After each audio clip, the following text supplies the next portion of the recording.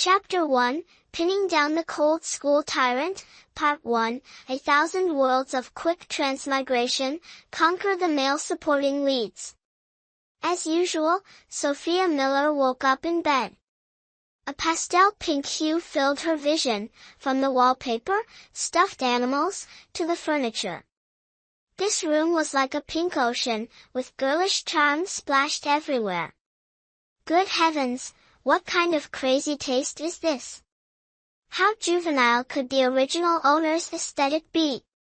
After a moment of speechlessness, Sophia Miller calmed herself and began to absorb the storyline of this world. This was a classic Cinderella tale, revolving around the love-hate relationship between Anna Carter, a poor but resilient female lead, and Liam Harrison, a wealthy but apathetic male lead. A fateful incident on the first day of school brought Anna Carter into Liam Harrison's glamorous world. Meanwhile, the supporting female character, Sophia Miller, who had long harbored feelings for Liam Harrison, continuously bullied Anna Carter with the help of her lackeys. Liam Harrison, however, never intervened, treating it all as mere entertainment. This inadvertently gave Logan Hayes, the male supporting lead who had a slight interest in Anna Carter, a chance to enter the picture. In stories like these, the supporting female character was always portrayed as a shallow, decorative figure, a stark contrast to the female lead, and quickly became a sacrificial pawn in the narrative. Thanks to the male lead's plot armor, Liam Harrison would employ classic romantic tactics like showing up at the right time or offering a jacket, ultimately winning Anna Carter's heart. Thus, the male and female leads fell deeply in love, pushing Logan Hayes aside. However, he would occasionally pop back into the story to stir up trouble and create drama. The male and female leads, despite their socioeconomic gap, would endure countless trials, breakups, and reconciliations, dragging the readers through an emotional roller coaster before finally reaching a happy ending. As for Sophia Miller, she was now the supporting female character who was discarded early on in the novel. Her transmigration into the story was tied to her job, inhabiting the bodies of supporting female characters and conquering the hearts of male supporting leads. In other words, this was a dating simulation game where she had to continually capture the male supporting leads and expand her harem. Sophia Miller began sifting through the memories of the original owner's family background. In the original story, this supporting character was only briefly described as the daughter of a conglomerate, highlighting how insignificant her presence was.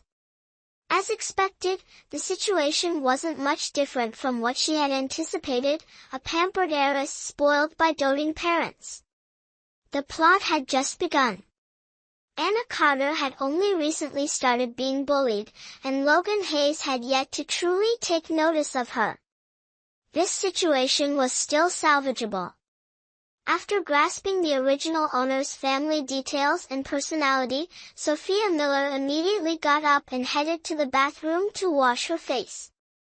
The moment she stepped inside, she was left stunned. The sink was cluttered with all sorts of bottles and jars, most of which were cosmetics with unrecognizable names, taking up every inch of space. What shocked Sophia Miller wasn't the overwhelming number of beauty products, but rather, the original owner had clearly misunderstood the concept of makeup removal. This garish, clown-like makeup was truly an eyesore. Sophia Miller stared at the smudged, unrecognizable face reflected in the mirror, utterly speechless. The girl probably just smeared some makeup remover on her face and called it a day. Regardless, Sophia had to live in this body now, so it was better to obediently clean off the remnants of the makeup. While meticulously removing the makeup in front of the mirror, Sophia Miller thought to herself, wearing such heavy makeup at such a young age, no wonder the male lead wasn't interested in her. Oh well, as long as the male supporting lead finds her interesting now, that's all that matters. The male lead can go ahead and hold hands with the female lead for all she cares. Once her face was thoroughly cleansed, Sophia Miller's eyes lit up. Finally, something that aligned with her aesthetic preferences. The original owner's face was slightly pointed, but her features were harmonious and balanced, especially her round, lustrous almond-shaped eyes, which exuded a fresh, gentle beauty. After finishing her skincare routine, she opened the wardrobe, only to feel helpless all over again. Looking at the entire row of pink clothes in the closet, Sophia Miller was speechless, staring blankly for a long time. Oh my God, the original owner was obsessed with pink to the point of madness. At that moment, a servant happened to knock on the door to wake her up. Sophia Miller snapped out of it, lazily responded, and picked out the simplest-looking long dress from the pile of pink clothes. After changing into the dress, Sophia Miller casually smoothed her naturally curly brown hair. Although she couldn't praise the original owner's taste, she had to admit the girl was stunningly beautiful. In a sense, it felt like such beauty had been wasted. Sophia Miller pinched her own soft cheeks and smiled. If the original owner didn't value it, she'd enjoy it instead. The grand and luxurious hall was so quiet that only faint breathing could be heard, until the servant gently placed breakfast on the dining table, and the couple finally made the sound of cutlery clinking. At this moment, Sophia Miller leisurely descended the stairs. Hearing the footsteps, the butler quickly looked up, but his greeting got stuck in his throat, his face filled with astonishment. "Good morning," Sophia Miller greeted softly, walking straight to the dining table. "Sophia? You?" Mrs. Olivia Miller's eyes widened in disbelief, unable to fathom her beloved daughter appearing with such a gentle and fresh demeanor. "I want to try a new style," Sophia Miller said as she sat opposite Mrs. Olivia Miller. "Good morning, Father, Mother." Both parents were stunned by Sophia's words. In the past, their daughter always seemed annoyed when speaking with them, but today she greeted them proactively. Mrs. Olivia Miller's eyes welled up with tears as she emotionally replied, good morning, Sophia." Mr. David Miller, though not as emotional as Mrs. Olivia Miller, still showed a pleased expression in his eyes. Sophia Miller noticed their bittersweet reaction and quickly shifted her attention to the breakfast on the table. "Change the orange juice," Sophia Miller glanced at the milk on the table and casually ordered. "Yes," the servant next to her quickly took the milk away and gently placed a glass of orange juice in front of Sophia Miller. In the past, she had often been picky like this. On the small serving cart nearby, there were many dishes prepared exclusively for her. Sophia Miller said nothing more, slowly sipping the orange juice, completely unconcerned about whether she was late or not. Although her behavior wasn't much different from before, her doting parents keenly sensed that Sophia Miller seemed a bit more approachable.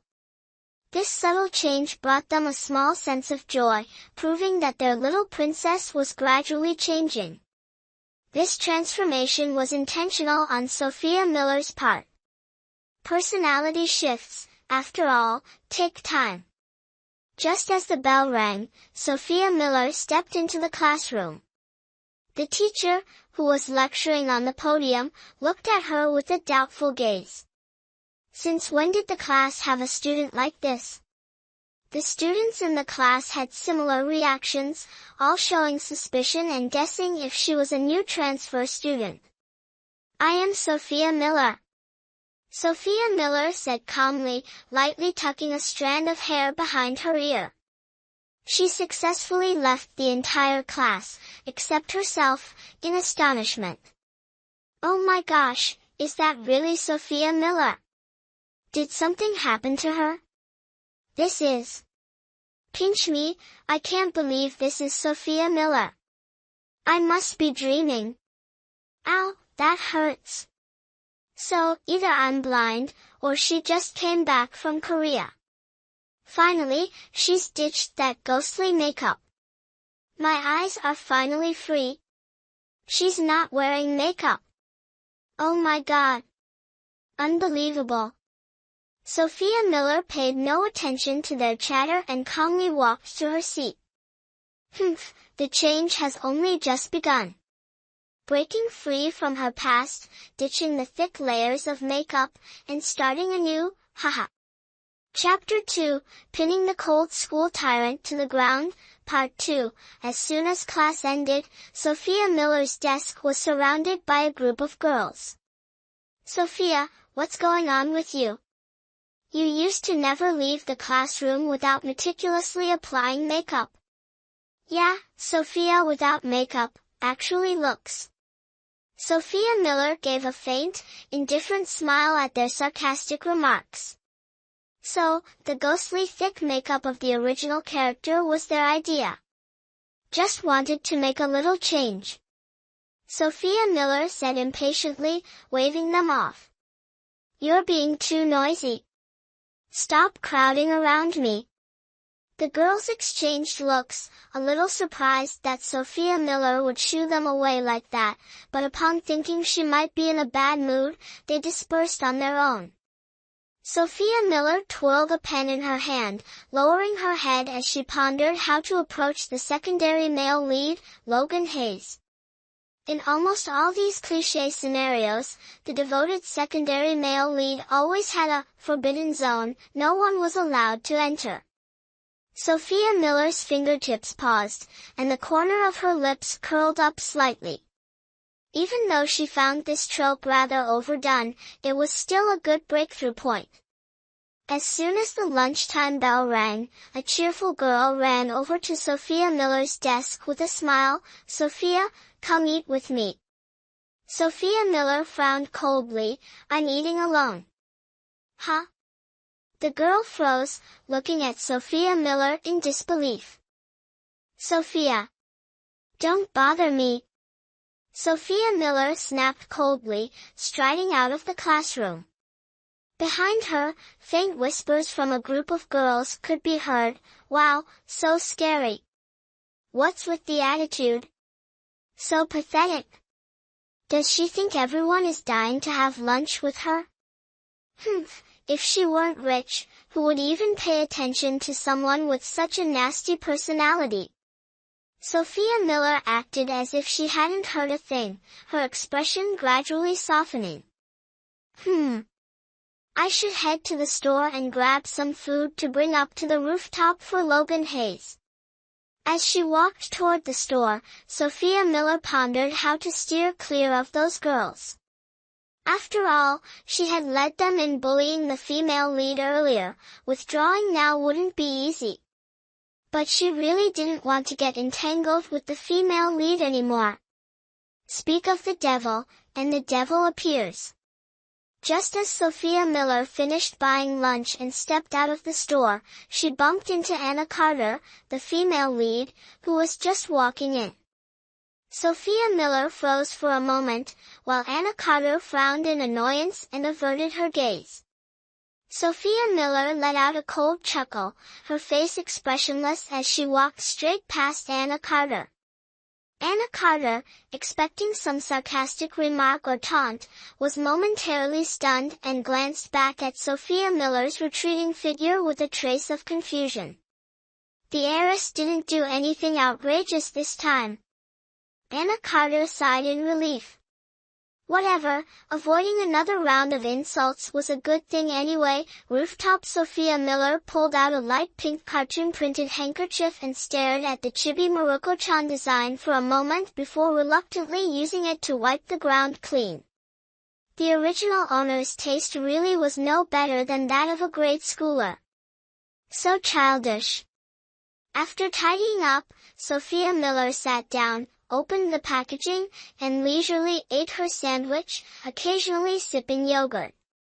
On the breezy rooftop, she quietly enjoyed her lunch, feeling a sense of peace and relaxation. It wasn't until Sophia Miller finished eating that Logan Hayes still hadn't appeared. But then, Sophia Miller felt as if someone was drilling a hole into her back.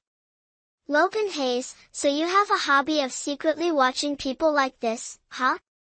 Indeed, Logan Hayes hadn't shown up, but he had been quietly observing Sophia Miller from behind the entire time. Sophia Miller wasn't an ordinary person, she quickly sensed the intense gaze on her.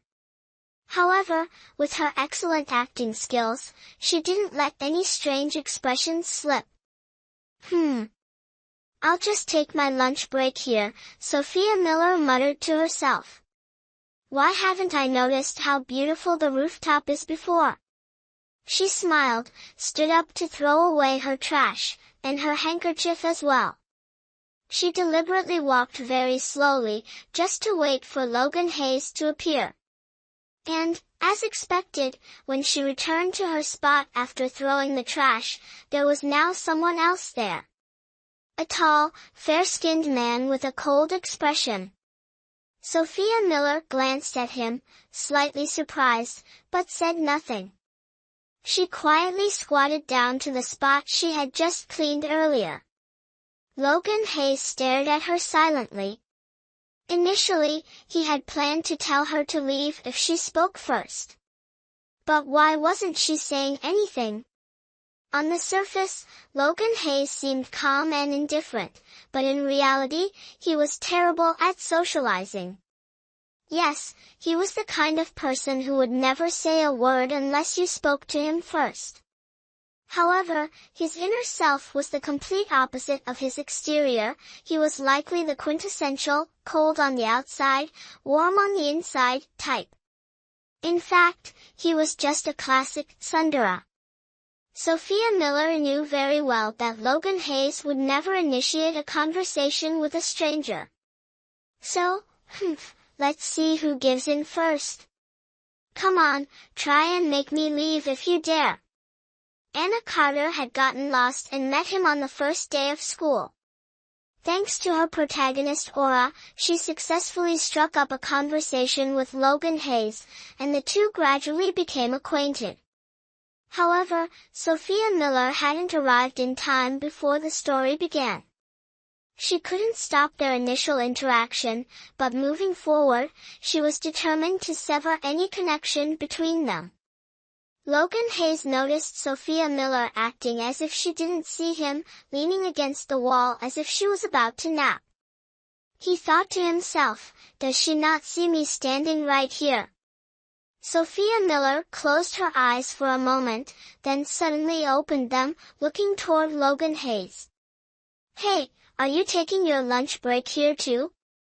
Logan Hayes flinched slightly, nodded, paused for a moment, and added, this is my territory. Was that clear enough? If she understood, she should know to leave, right? Sophia Miller acted as if she hadn't heard his words, casually saying, then keep quiet and don't bother me. After speaking, she closed her eyes again. Logan Hayes stared at her, dumbfounded, unable to process what had just happened.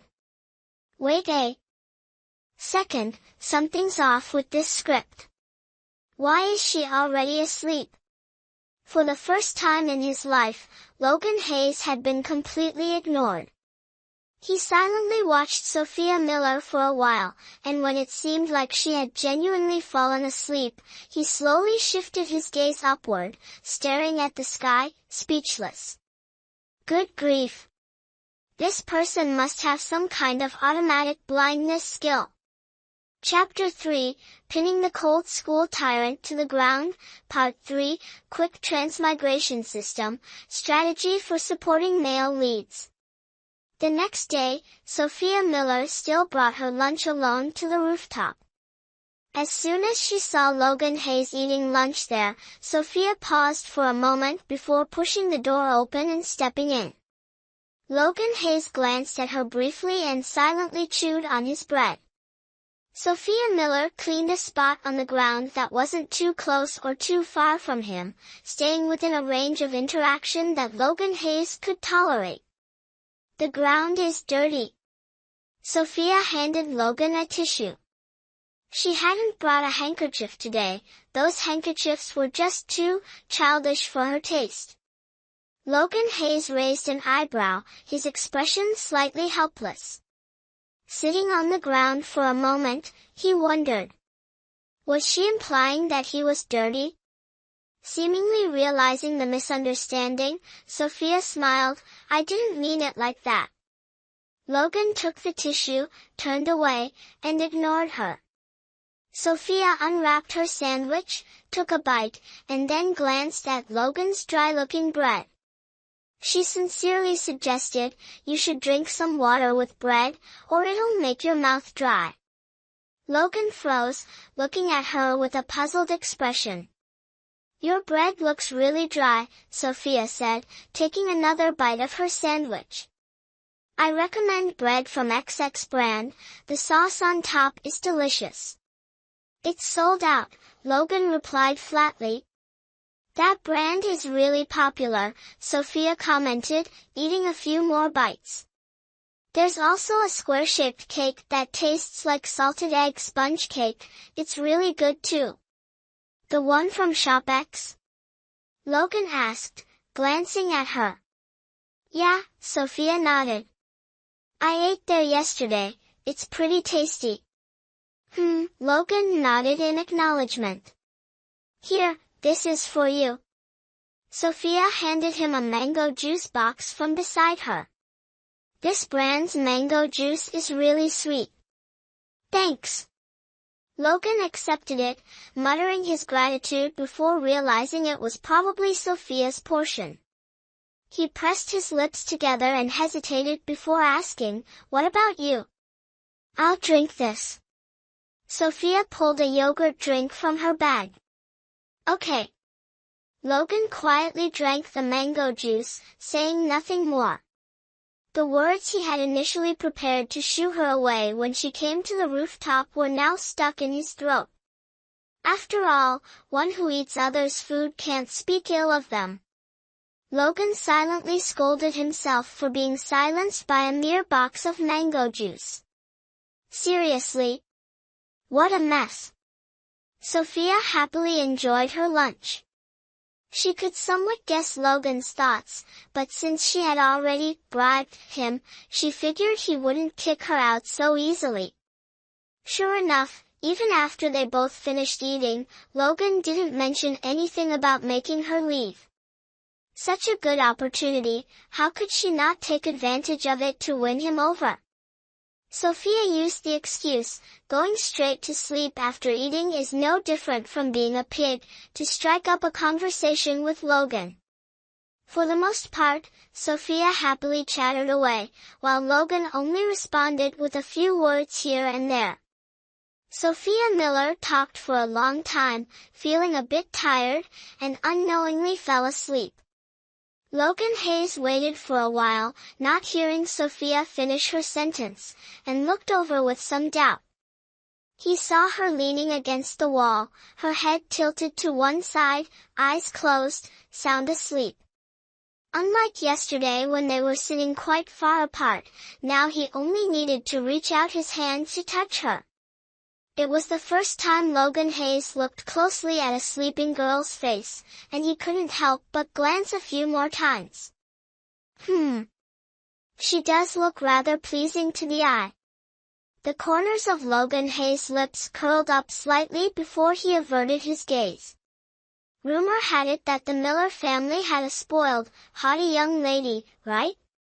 TSK, this Sophia Miller sure knows how to hide her true colors. Outwardly, Logan Hayes appeared indifferent, but inwardly, he harbored the worst suspicions about Sophia Miller's intentions.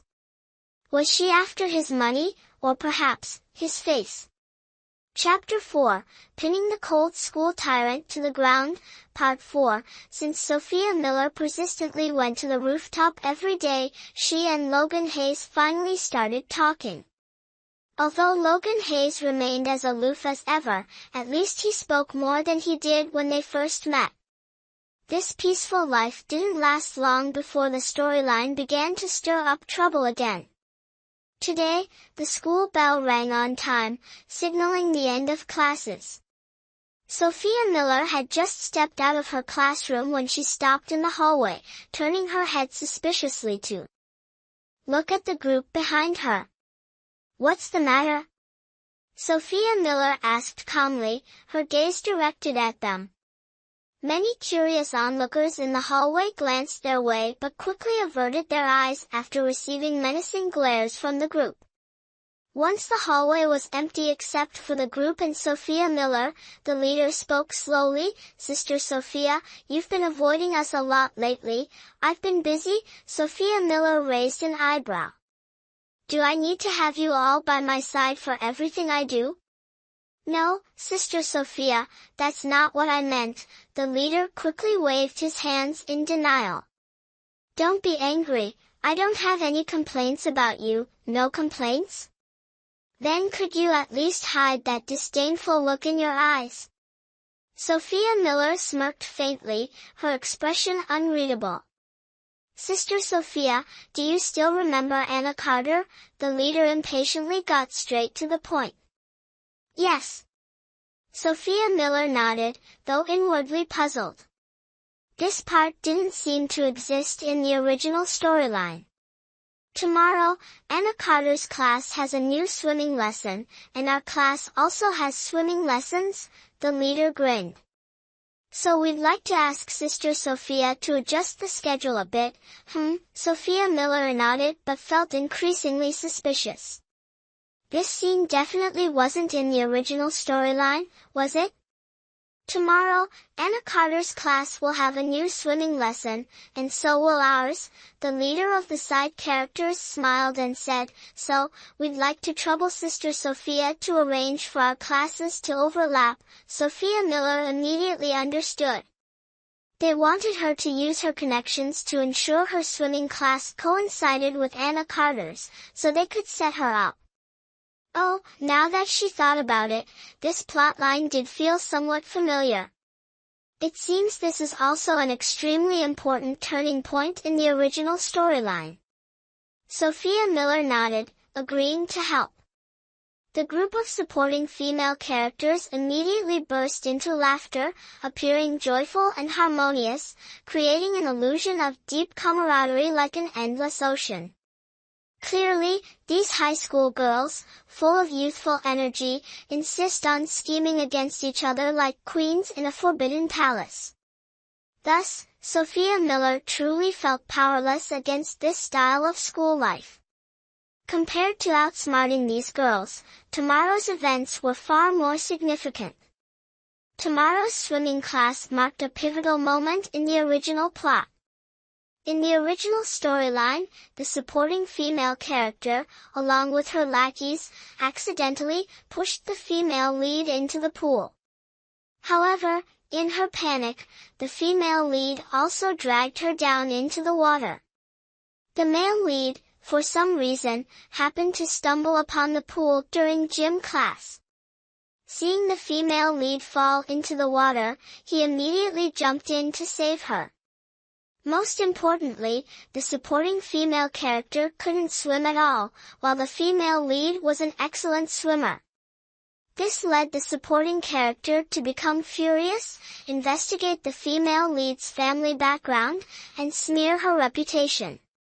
Heartbroken, the female lead ran to the rooftop, screaming and silently shedding tears.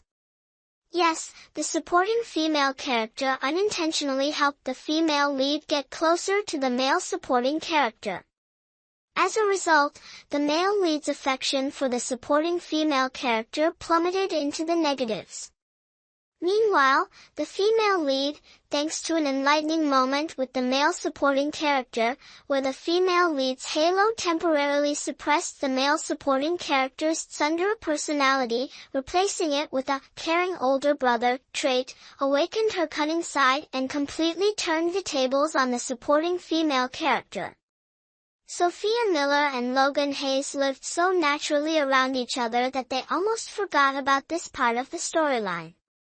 But this was truly an irreversible event. Originally, the main character had already intervened to mess things up, but now the group of cannon fodder was pushing her to step in again. No matter how the process unfolded, the outcome seemed destined, and this crucial turning point had to happen. Reflecting on this, Sophia Miller decided to let go and go with the flow. Except for the events involving Logan Hayes, she would allow everything else to proceed naturally. Chapter 5, Pinning the Cold School Boss to the Ground, Part 5. After finishing her phone call, Sophia Miller leisurely waited for the swimming class to start. As for why the school even had swimming lessons, Sophia Miller guessed it was probably because the Noble Academy could do whatever it wanted. Today, the atmosphere in the classroom was a bit lively. Because it was almost time for the girls to flaunt their legs and curves, the boys to show off their abs, and everyone to compete in baring skin. How could these high schoolers, brimming with adolescent energy, not be excited? That said, it was obvious the school was deliberately creating this opportunity. Sister Sophia, what kind of swimsuit did you buy? The leader of yesterday's group of lackeys cheerfully approached Sophia Miller and asked. A two-piece. Sophia Miller smiled. What color is it? The leader pressed further. White. Sophia Miller replied, slightly exasperated. Oh, so pure and cute. The leader exclaimed in admiration. Hey, lady, you're giving off some serious creepy vibes. At the swimming pool, since our swimming class coincides with the neighboring class, it's been decided that we'll have a joint session, the teacher, dressed casually, announced with a warm smile. Huh? Doesn't that mean we'll have to share the pool? The leader of the lackeys was the first to complain. I don't want to, their class is too crowded, lackey number 2 chimed in. The other class is full of bookworms, let us swim first. Another lackey suggested. Agreed, besides, they probably don't even have proper swimsuits. A random female side character said while puffing out her chest. Sophia Miller, standing silently in her white one-piece swimsuit, watched the girls desperately try to justify their upcoming actions. She yawned, utterly helpless. Ladies, could you focus on the main issue here? Anna Carter just left, you know. Wait a minute. Anna Carter.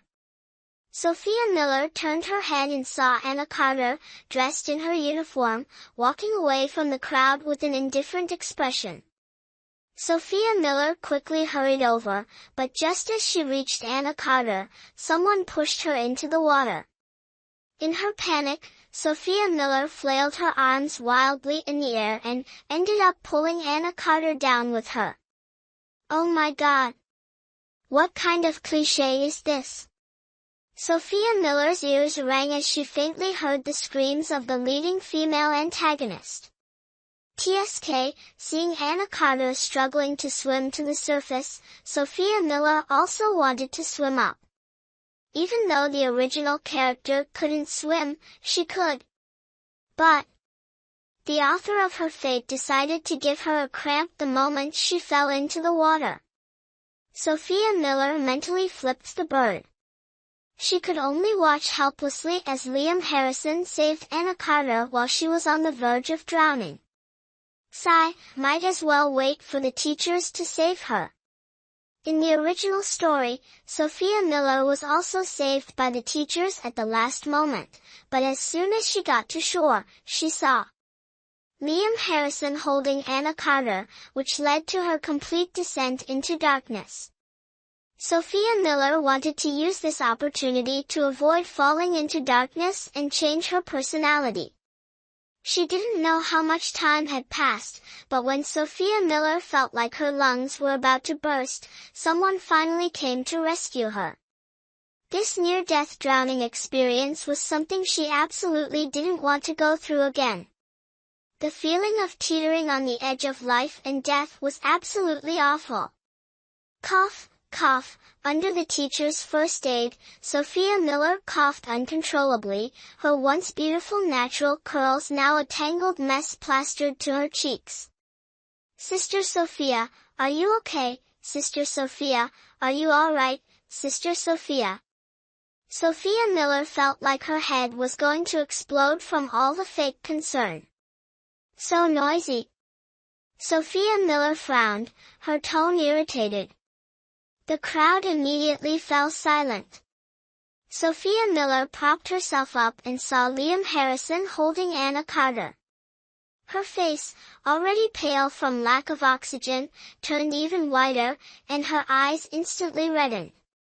Liam Harrison, I must have been blind before to think you were good to me. Sophia Miller gritted her teeth, speaking each word sharply to Liam Harrison. Liam Harrison's gaze shifted to Sophia Miller. Looking at her pale face, he opened his mouth as if to say something but then lowered his head in silence. Sophia Miller let out a cold laugh and staggered to her feet.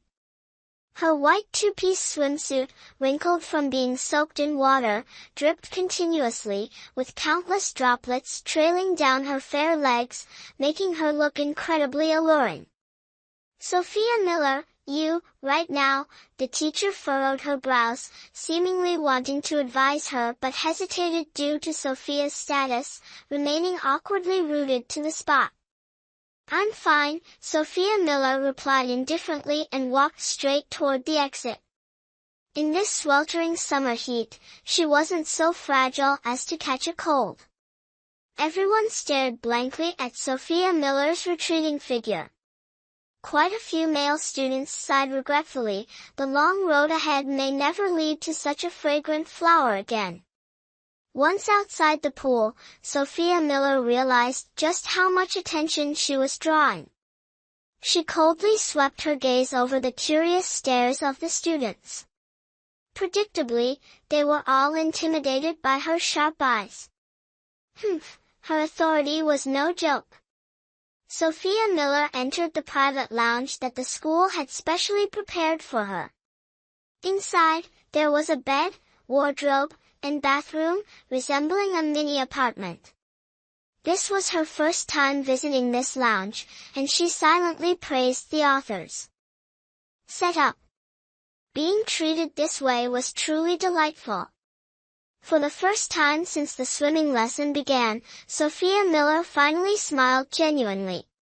She took a shower and changed into a beige long dress. Returning to the classroom to retrieve her phone, Sophia Miller walked out while calling her driver. Come pick me up from school. Without waiting for a reply, Sophia Miller lowered her gaze and decisively hung up. Next step, a complete image makeover. Chapter 6, Pinning the Cold School Tyrant to the Ground, Part 6, a week later. The summer weather was sweltering, and the incessant chirping of cicadas on the camphor trees lining the road made the students heading to school frown in irritation. Their already sour moods worsened.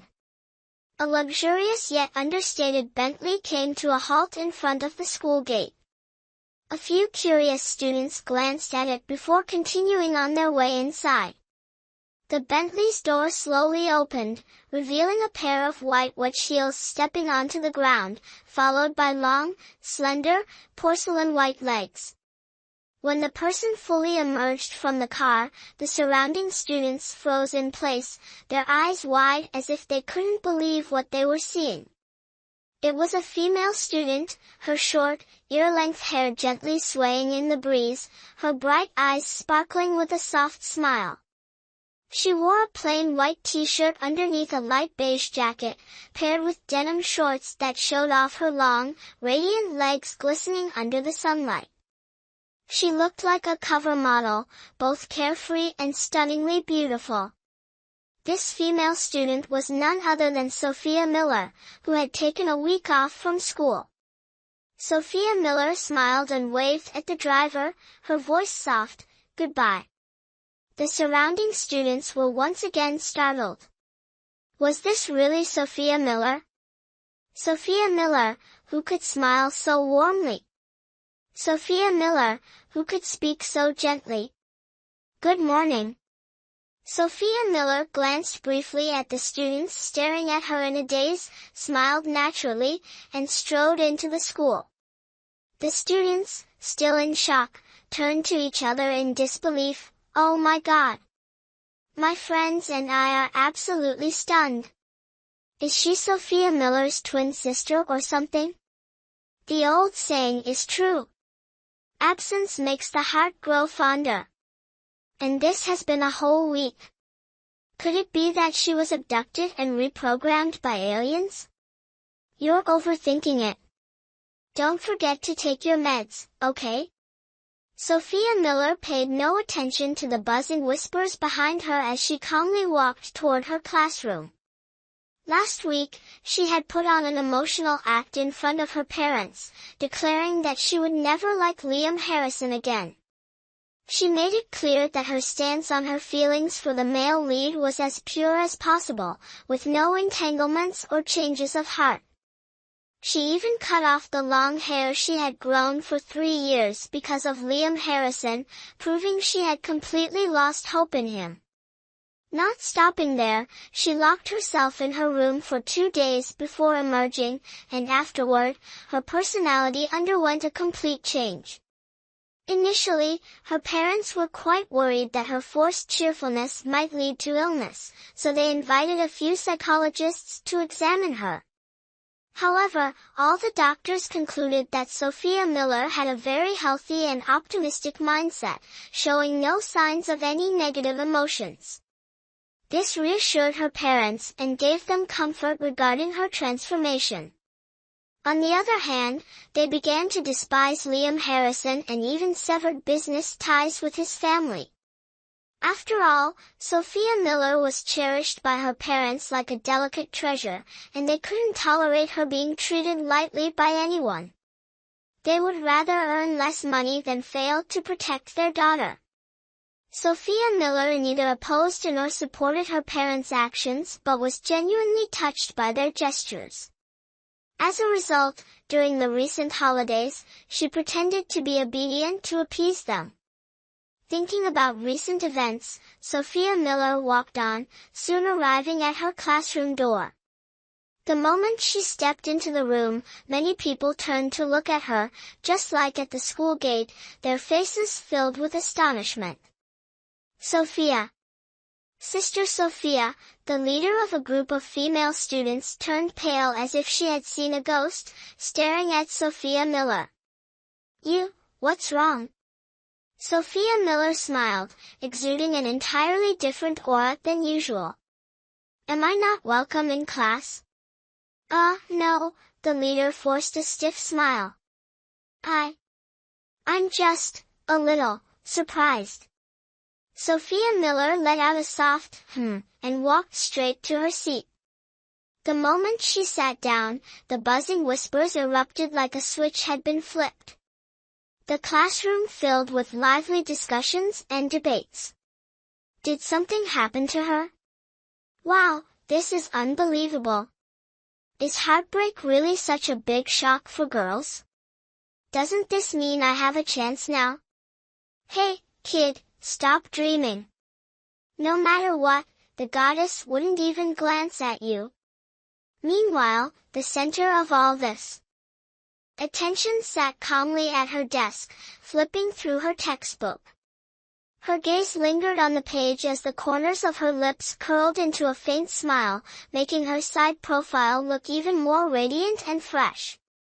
Chapter 7, Pinning the Cold School Leader to the Ground, Part 7.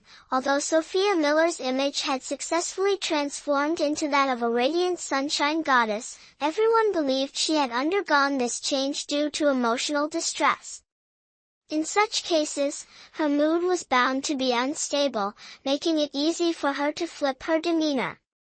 Sophia Miller used her actions to prove to everyone that she simply wanted to be a quiet and serene young lady. All morning, she sat silently at her desk, flipping through her books without uttering a single word. Thus, when the lunch break bell rang, many people actively approached her, trying to strike up a conversation and get closer. They discovered that although she wasn't overly enthusiastic, her demeanor was much better than the arrogant attitude she had before. Those who had only maintained a fake friendship with Sophia Miller smiled even more insincerely than usual. "Hey, Sophia, want to head to the cafeteria for lunch together?" "No need." Sophia Miller smiled faintly and pulled out her lunchbox from her desk. "Huh? Sophia, you brought your own lunch? Wow, Sophia, you're so thoughtful." Hearing these insincere compliments, Sophia Miller stood up, signaling that she was heading off to eat. "Sophia, where do you usually have lunch?"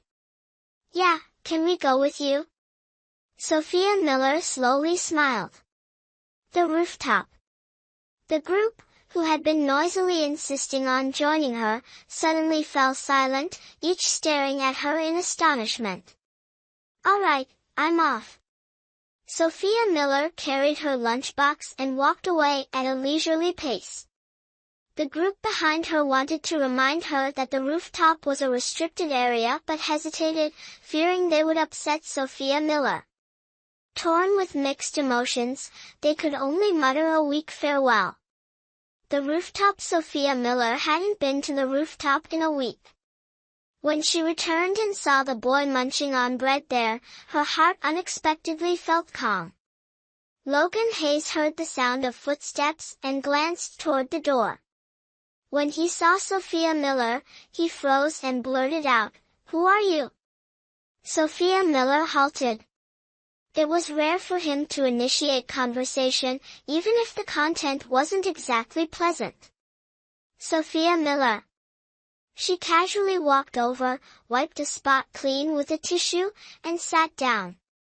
"Cutting my hair makes me unrecognizable now, huh?" Her tone carried a hint of teasing that had never been there before. "Is the rumor true?" Logan Hayes looked at her, his usually indifferent expression now tinged with a rare trace of doubt. "If you're talking about Liam Harrison breaking my heart," Sophia Miller replied nonchalantly, as if it were someone else's story, "then yes, it's true." Logan Hayes pressed his lips together, saying nothing. "But a week is enough for me to move on. After all, she never had any real feelings for Liam Harrison." "You've changed a lot," Logan Hayes said, lowering his head to take a bite of his sandwich. "Yeah, staying the same forever wouldn't do me any good. I've thought it through." Sophia Miller smiled lightly, a sense of relief in her expression. Logan Hayes maintained his usual aloof demeanor, but deep down, he thought she was just putting on a brave face, pretending to be strong. Continuing this topic was clearly not a wise choice, so Logan Hayes decided to steer the conversation elsewhere. For the first time, he considered someone else's feelings, though he himself didn't realize this peculiar concern. As Logan Hayes was pondering how to start a new topic, Sophia Miller opened her lunchbox. Logan Hayes's attention was immediately drawn. "Lunch?" "Yeah." Sophia Miller nodded, glancing at him. "Eating sandwiches all the time isn't good for you." Logan Hayes looked at the half-eaten sandwich in his hand, feeling a bit embarrassed. "You shouldn't keep eating that." Sophia Miller paused briefly before continuing, "Tomorrow, I'll bring lunch for you too. After all, bringing one portion or two isn't much different." Logan Hayes was slightly taken aback but accepted without hesitation. The faint smile that appeared on his lips didn't escape Sophia Miller's notice. Sophia Miller happily ate her lunch, occasionally chatting with Logan Hayes. The atmosphere remained as it always was, a simple, comforting normalcy that both found pleasant. The next day, Sophia Miller indeed brought 2 lunchboxes. Based on Logan Hayes' preferences revealed in the original story, she carefully prepared dishes he liked, and sneakily added some seaweed, which she knew he hated. "I'm not sure what you like to eat, so I just made a few random things." Sophia Miller handed the blue lunchbox to Logan Hayes. "You made this?" Logan Hayes looked at her with some surprise. "You must have a lot of free time." The corners of Sophia Miller's mouth twitched. "Busy, my foot. I made it just for you, you idiot." But thinking about it again, it made sense. How could a pampered young lady like her, spoiled since childhood, willingly step into the kitchen herself? Sophia Miller suddenly felt her image was utterly pathetic. "Yes, very free." Sophia Miller nodded seriously with a straight face. "So, your lunchbox just happened to help me kill time." "Good." Logan Hayes nonchalantly lowered his head and opened the lid of the lunchbox, but he couldn't help but chuckle inwardly.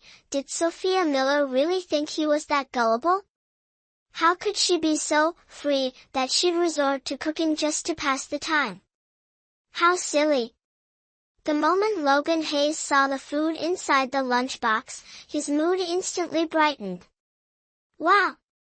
All my favorite dishes. Wait, why is there seaweed in here? Oh well, never mind." Sophia Miller had no idea what Logan Hayes was thinking, but seeing his expression soften a little, she guessed that his mood was probably not bad. Especially after Logan Hayes took a bite. For a fleeting moment, Sophia Miller thought she saw tiny sparkling stars in his usually calm eyes, but in the blink of an eye, they returned to their usual stillness. To capture a man's heart, one must first capture his stomach. The ancients were indeed wise. Perhaps unintentionally cooking something he liked made Logan Hayes extremely satisfied and happy. He even took the initiative to strike up a conversation with Sophia Miller. "I don't like seaweed." "No, actually, I absolutely hate it." Although it was just small talk about food, compared to his previous silence, it was definitely a significant leap forward. "I, on the other hand, really like seaweed, so."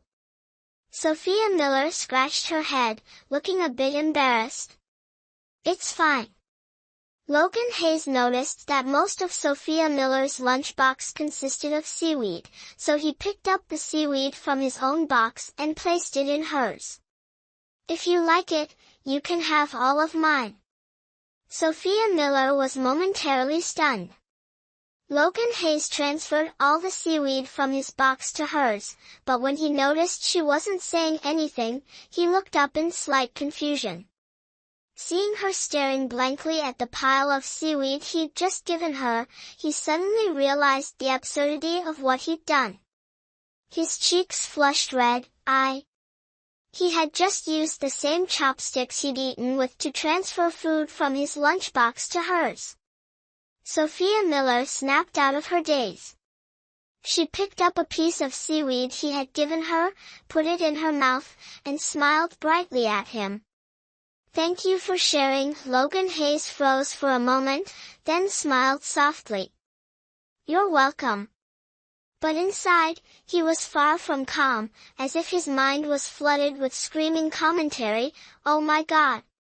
That smile of hers just made my heart stop. The impact is overwhelming." Sophia Miller quietly ate her lunch, occasionally sneaking glances at Logan Hayes, who seemed distracted. The smile on her lips grew even deeper. His ears are completely red now. How adorable. Little side story, Logan Hayes, Sophia Miller, let your hair grow long, okay? Sophia Miller, why? Logan Hayes, long hair is prettier. Sophia Miller, alright. I once cut my hair short for him, so I'll let it grow long for you. Chapter 8, Sophia Miller occasionally placed a few items Logan Hayes disliked into his lunchbox, aiming to enhance their culinary harmony. Surprisingly, this approach worked wonders. Logan Hayes no longer resisted sharing food with her. Time flew by swiftly during the peaceful days they spent together. As early autumn arrived, Sophia Miller sneezed a few times, suddenly realizing the weather had turned chilly. The colder air meant they could no longer have lunch on the rooftop. Instead, they had to move to the cafeteria. "Autumn's here already?" "That was fast," Sophia Miller murmured, frowning slightly in contemplation. Hearing her sneeze, Logan Hayes also noticed the drop in temperature. He glanced at her thin outfit and, without hesitation, took off his jacket and handed it to her. "If you're cold, wear this." Thanks." Sophia Miller accepted the jacket without hesitation. After all, she was feeling the chill. Watching her put on his jacket, Logan Hayes felt a warm sense of contentment rise within him. Sophia Miller glanced at Logan, now left in just his shirt, then looked down at the jacket she was wearing. She gestured for him to come closer. "Logan Hayes, come here." Logan, puzzled, approached her. Over time, the distance he could tolerate between himself and others had gradually shrunk. From initially maintaining an arm's length, he now stood just a head's breadth away. Yet, for Logan, physical contact still felt like an intimate boundary he wasn't ready to cross. But Sophia Miller had every intention of crossing that boundary. She grabbed Logan's hand, and when she felt his stiffness under her touch, she decisively stuffed his hand into the pocket of the jacket she was wearing. Her tone was serious. "If your hands are cold, just keep them in the pocket." This was an incredibly close proximity. Sophia could smell the faint scent of soap from Logan's clothes, while Logan could catch the gentle fragrance of her shampoo. Only a fist's width separated them. To be precise, Sophia wasn't just crossing the boundary, she was forcefully narrowing the gap between them. Logan Hayes was stunned by Sophia's unexpected move. Before he could react, Sophia closed her eyes and said, "Don't bother me." Logan stared at her peaceful, sleeping face, feeling both helpless and flustered. He couldn't stop thinking about what had just happened. Though Sophia seemed to act nonchalantly, it mattered a lot to him. More importantly, she had touched the hand of someone from the opposite sex. How could this girl's nerves be so strong that she could fall asleep so easily after doing something like that? Logan Hayes, the young student, found himself tangled up and rolling within the depths of his own inner world. So much so that he failed to notice Sophia Miller right beside him, completely unguarded. Such a perfect opportunity, and yet doing nothing would be such a waste. "Kid, you've got a serious case of brain fog. You need treatment, or you'll be single for life." The autumn wind rustled as the ground of the Royal Noble Academy was blanketed with maple leaves. 2 rows of maple trees lined the path, their golden and red hues painting the space into a sea of autumn skies. The short skirts and long legs that once adorned the academy seemed to have collectively disappeared, replaced by scarves, wool hats, and fitted pants.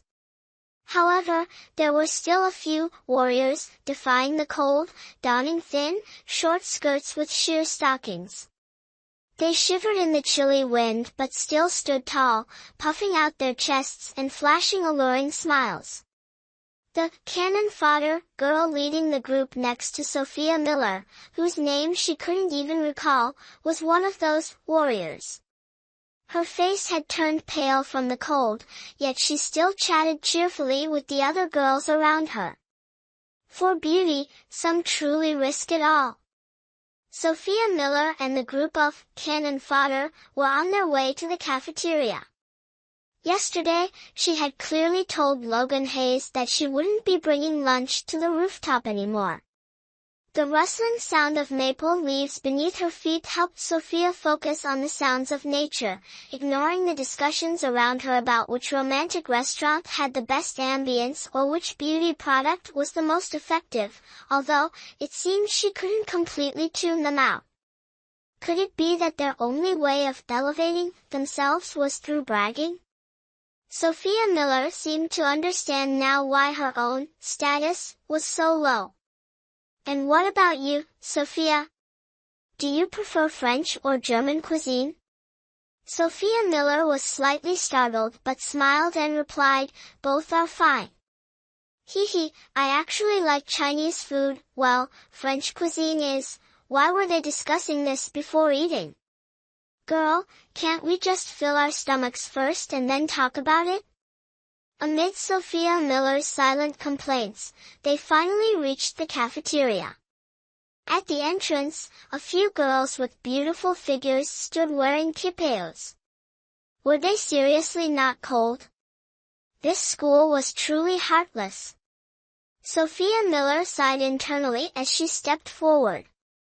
According to the original storyline, she needed to hand her meal card to the server at the door to swipe it, after which she could eat whatever she wanted in the cafeteria.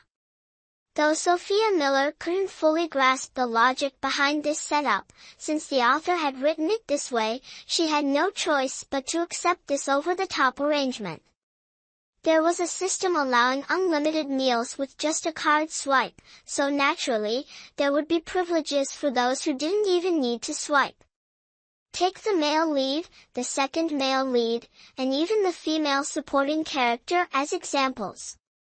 As for the female lead, truthfully, she couldn't even manage to get a meal card. However, since the male lead pressured others to let her in, everyone reluctantly granted her the privilege. The female lead, of course, acted all reluctant on the surface, but her mouth was already wide open, ready to eat. Wait, isn't there something wrong with this picture? Sophia Miller pushed aside her chaotic thoughts, smiled, and confidently entered the cafeteria, swiping her card with her face like a true VIP. But then, when Sophia Miller swiped her card, there was a bit of an issue. The cafeteria staff didn't recognize her and sternly demanded she show her meal card. The reason? Ever since she stopped wearing makeup, she hadn't been to the cafeteria. Coupled with her drastically changed appearance, people's impression of her was still stuck on the ringleader of the delinquent girls with heavy makeup. The girl standing before them now didn't match that image at all. Sophia Miller stood silently in place, her gaze seemingly scolding the staff member for accusing her of impersonating someone else. The embarrassment was unbearable. Damn it, how humiliating. In the end, it took a group of bystanders to confirm her identity before Sophia Miller was allowed to swipe her card. Under the staff member's horrified gaze, Sophia Miller, for once, arrogantly tilted her chin upward and strutted away. The cafeteria staff member trembled as she stared at Sophia Miller's proud, retreating figure.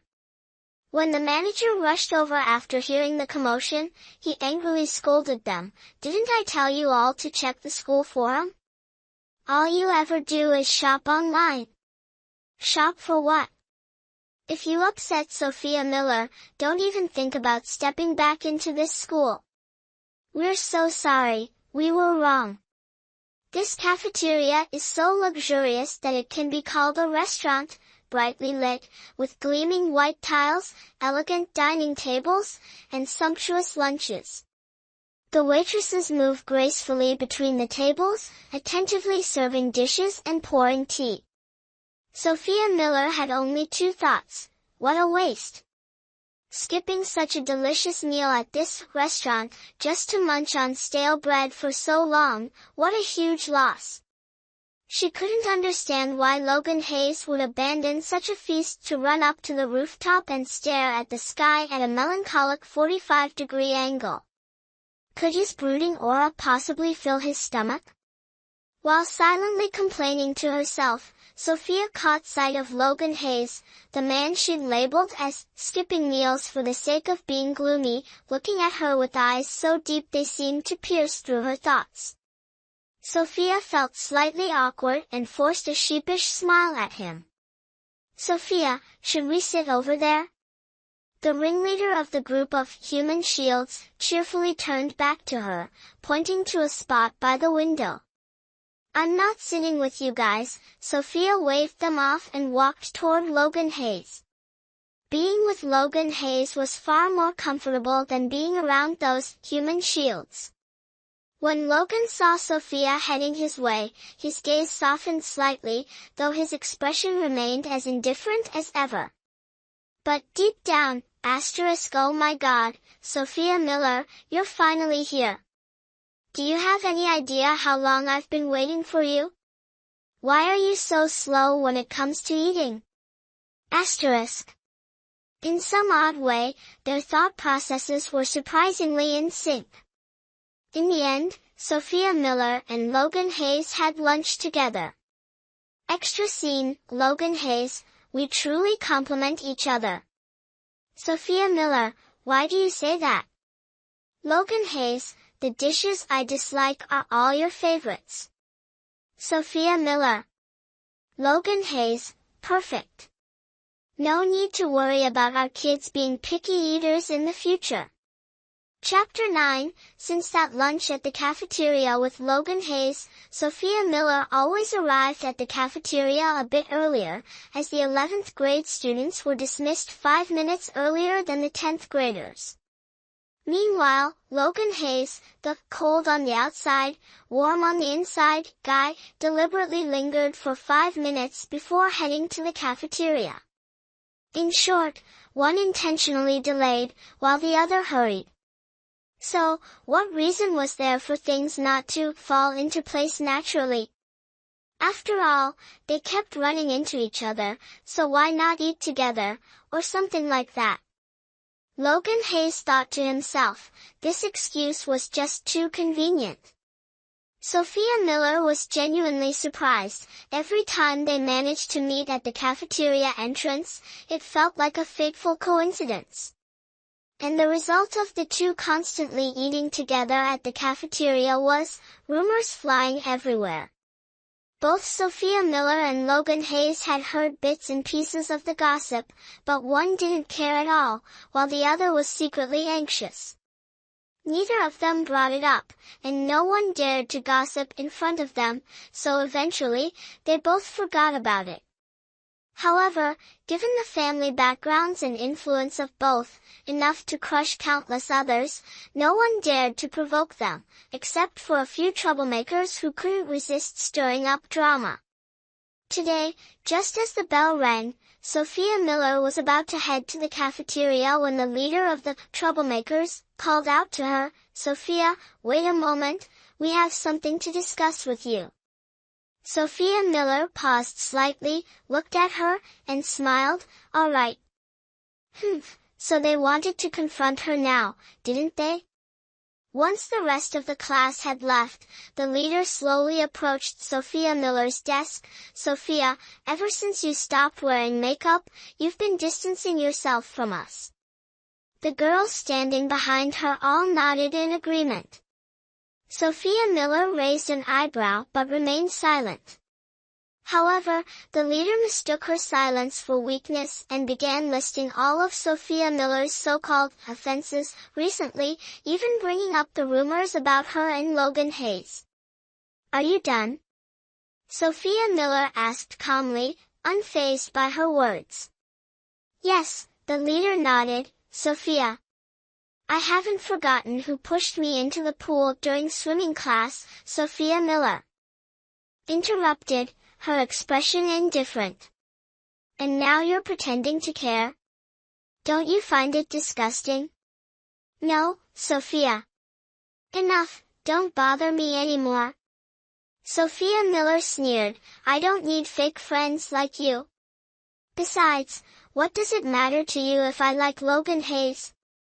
After saying this, Sophia Miller turned around and walked away without looking back. The group, stunned by Sophia Miller's words, felt immense regret. Why on earth did they decide to mess with Sophia Miller in the first place? Boo-hoo, they've lost their privileges now. Sophia Miller, feeling a bit annoyed, hurried to the cafeteria. It was so late, she probably wouldn't run into Logan Hayes. So, when she spotted Logan Hayes in the cafeteria, she was utterly taken aback. Logan Hayes? Why are you only arriving now? Logan Hayes slightly furrowed his brows and asked nonchalantly.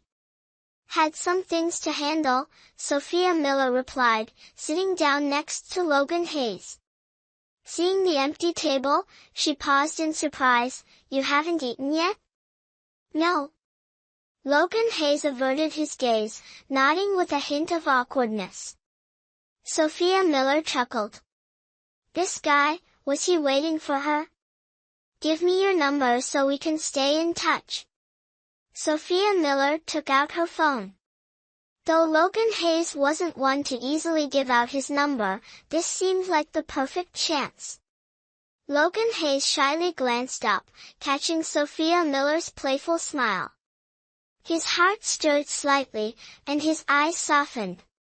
133x times x times x times x times x. Without hesitation, Logan Hayes recited his phone number. Sophia Miller lowered her head to save it. When it came time to name the contact, she hesitated briefly before slowly typing, Greasy Logan. Let me give you a call so you can save my number too. Sure. Without any hesitation, Logan Hayes typed 3 words into the contact name field, Millie. All done. A semester passed quietly in the peaceful days of Sophia Miller and Logan Hayes, interspersed with moments when Sophia felt like teasing him. Sophia Miller let out a long yawn as she stepped out of the exam room. The test? Just scribble down a few words, and it'll be fine. When you're rich, you can do whatever you want. So what if you're bad at studying? You still have to confidently turn in the paper first. Besides, she had something more important to do today. Sophia pulled out her phone, not bothering to think whether Logan Hayes was still in the exam room or not, and immediately called him. The phone rang just once before Logan picked up. Meet me on the rooftop later, I've got something to discuss. Sophia got straight to the point. All right, Logan agreed without asking any questions. Sophia hung up and took a dark blue box from her bag, running her fingers over its sturdy edges. This was the watch she had chosen for Logan Hayes because today was his birthday, or more accurately, the birthday he had announced to others. His real birthday was on Valentine's Day in February. Since he already received plenty of chocolates on that day, adding a birthday celebration on top of it all. Logan had claimed he couldn't handle it and had declared a different birthday at the end of the semester. Of course, Sophia couldn't possibly know his actual birthday. Naturally, she had to pretend as if she didn't know. She tucked the box back into her bag and slowly made her way to the rooftop. The moment she stepped onto the rooftop, Sophia regretted it. So cold, so cold, so cold, so cold, so cold. She blew warm air into her hands, silently cursing herself for choosing such a freezing place to meet. Well, blame the author for assigning the male supporting character a rooftop as his territory, blistering hot in the summer, freezing cold in the winter. Couldn't it have been something like a cherry blossom grove or some romantic forbidden garden? Leaning against the wall to warm her hands, Sophia let her mind wander with the wind. It wasn't until she heard the sound of the door opening that she snapped back to reality. She looked up to see Logan Hayes approaching, her lips curling into a small smile out of habit. What's this about? Logan's attire was far more prepared for the cold than Sophia's. Earmuffs, scarf, coat, everything was in place. "Happy birthday," Sophia said as she pulled out a chilled box from her coat pocket and handed it to him. Logan Hayes suddenly felt something was off with himself. Actually, Logan Hayes frowned, the words lingering on the tip of his tongue but left unsaid. He didn't want to lie to her, but if he told the truth, she'd definitely be upset. Sophia Miller looked at him suspiciously. "It's nothing." Logan Hayes decided it was better not to say anything, obediently accepting the gift. He opened the box, stared at the watch inside, and remained silent. What were you about to say?" Sophia Miller didn't give Logan Hayes a chance to escape and pressed him for an answer. "Actually, the watch you chose, I already have it." Logan Hayes quietly averted his gaze. "I've never seen you wear a watch before." Sophia Miller took the watch out of the box. "So you like wearing it in secret, huh?" Logan Hayes felt so embarrassed he wanted to disappear. It wasn't until he felt the soft touch and the cold metal against his wrist that he snapped back to reality. Logan Hayes stared blankly as Sophia Miller's fingers glided over his wrist, feeling as though his wrist was on fire. After fastening the watch on his wrist, Sophia Miller even stroked his hand and complimented, "You've got such beautiful hands." Logan Hayes's face turned bright red. The culprit withdrew her hand and asked curiously, "What's wrong with you?" "Nothing." Logan Hayes pressed his hand against his cheek, trying to use its coolness to calm the heat on his face. Through the gaps between his fingers, Logan Hayes caught a glimpse of the smile on Sophia Miller's lips. His heart suddenly felt chaotic, and he wanted to say something to divert her attention. But the words that escaped his lips were exactly what he had been silently chanting in his mind. "Actually, today isn't my birthday." Logan Hayes thought he must have been blown senseless by the wind to have blurted that out. Sophia Miller froze for a moment. "Then, when is your birthday?" Afraid Sophia Miller would get mad, Logan Hayes hesitated for a moment before answering. "February 14th. Sophia Miller chuckled softly. "No wonder you lied to me." "You're not angry?" Logan Hayes asked cautiously. "A little upset at first, but once I found out your real birthday, I wasn't mad anymore. In fact, I felt happy." Logan Hayes looked at her in surprise. "Why happy?" "Because I suppose you don't easily tell others your birthday, do you?" "No, then doesn't that mean I hold a small place in your heart?" Logan Hayes felt the warmth that had just subsided on his face flare up again. Sophia Miller smiled, her eyes curving. "Logan Hayes, put your hand down." Logan hesitated for a moment before lowering his hand, though his expression still showed a hint of awkwardness. Sophia Miller stepped closer, placed her hands on Logan Hayes' shoulders, and under his astonished gaze, she quickly kissed him on the lips before running off, leaving only her hurried silhouette in Logan's sight. Logan stood frozen in place. Calling it a kiss didn't feel quite right, it was more like a bump. Sophia Miller's clumsy action made him laugh. He raised his hand to touch the corner of his lips where she had just bumped him. Amusement filled his eyes like rising ocean waves. The corner of his lips stung slightly, yet there was a lingering warmth.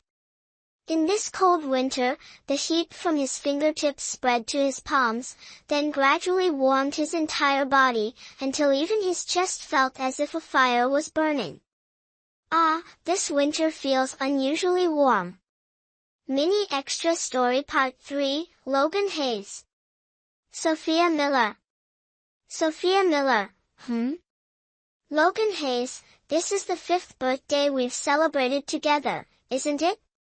Sophia Miller, yep, and I've got a birthday present for you this year too. Logan Hayes, why is it another watch? 5 years, 5 watches. Sophia Miller. What should I do to save my girlfriend's lack of creativity when it comes to birthday presents? Young man, who knows? Maybe if you collect 7 watches, you'll unlock something special. Chapter 10, for students, nothing is more enjoyable than a school break. Even though she rarely paid attention in class, having the droning lecture voices constantly in her ears was a type of torment for troublemakers like her, making it impossible to sleep peacefully. So, after a week of vacation, Sophia Miller spent her days sleeping at home, not stepping outside once. This worried her parents, who feared their daughter might fall ill from staying cooped up indoors, so they seized every opportunity to urge her to go out for a walk. Parents are so contradictory. When you go out to have fun, they restrict you. When you stay home, they push you to go out. Sophia Miller scratched her messy curly hair, let out a big yawn, and nodded at her mother, who was standing by her bed. I'll go out for a bit.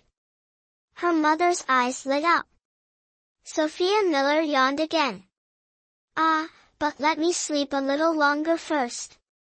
All right, at 10 o'clock, I'll have Xiaofang call you. Seeing her daughter agree to go out, her mother smiled so brightly that the corners of her mouth lifted. Okay. Sophia Miller burrowed deeper into her blanket, mumbling in response. On such a cold day, sleeping was the best. At 10 o'clock, Sophia Miller was jolted awake by Xiaofang's persistent knocking and shouting, as if her life depended on it. All right. I got it.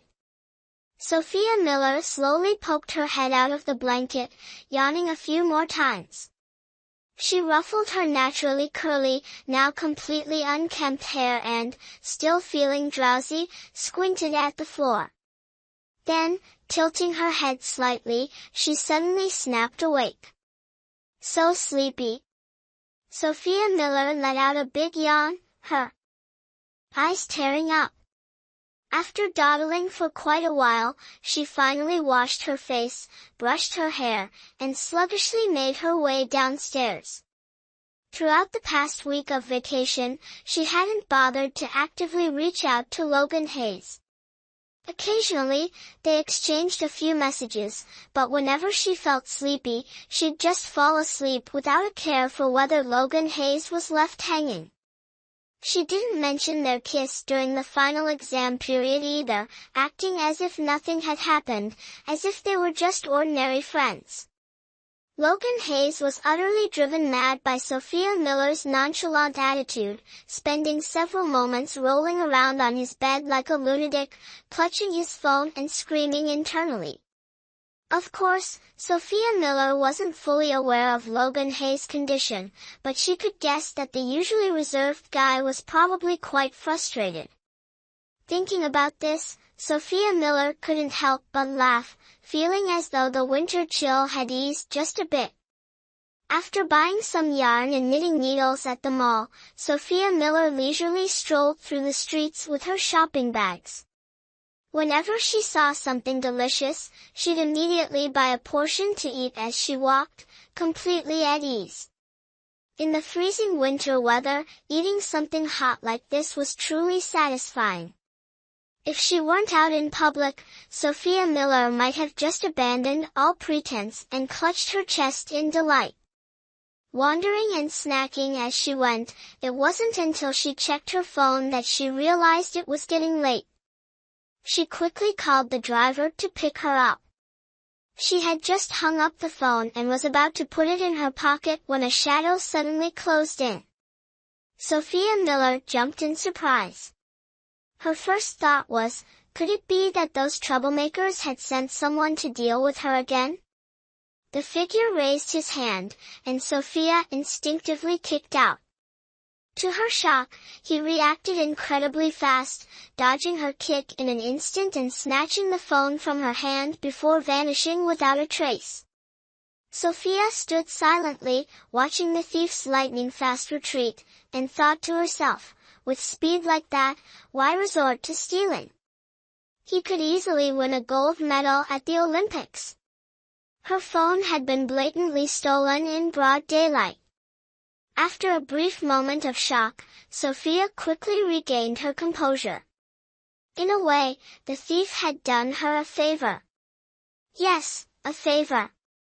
Sophia decided that in the coming days, she would deliberately avoid contacting Logan Hayes. And the reason? She needed to prepare a sweet surprise for that reserved man. Smiling, Sophia stood still, waiting for her driver to arrive. Sophia's mother had noticed that her daughter had recently started behaving more and more like an ordinary high school girl. For instance, Sophia had bought a bag of yarn. Her mother instantly recognized what it was, but Sophia sneakily tried to hide it. When asked what she had purchased, she nonchalantly claimed it was school supplies. Second, lately, the housekeeper had repeatedly reported that a young man kept lingering near the front gate. Sophia always pretended to pass by the gate casually, stealing a glance at the boy before quickly walking away. Third, when Mrs. Olivia Miller asked Sophia if she was in a relationship, Sophia initially denied it. However, her evasive gaze and stammering response were highly suspicious. Sophia's father spent an entire evening discussing the topic of late-blooming daughters, and decided it was best to observe quietly for the time being. After all, the incident with Liam Harrison was still a sore spot for both parents. They felt it was better not to interfere in their daughter's love life for now. And this so-called quiet observation lasted through the entire winter break.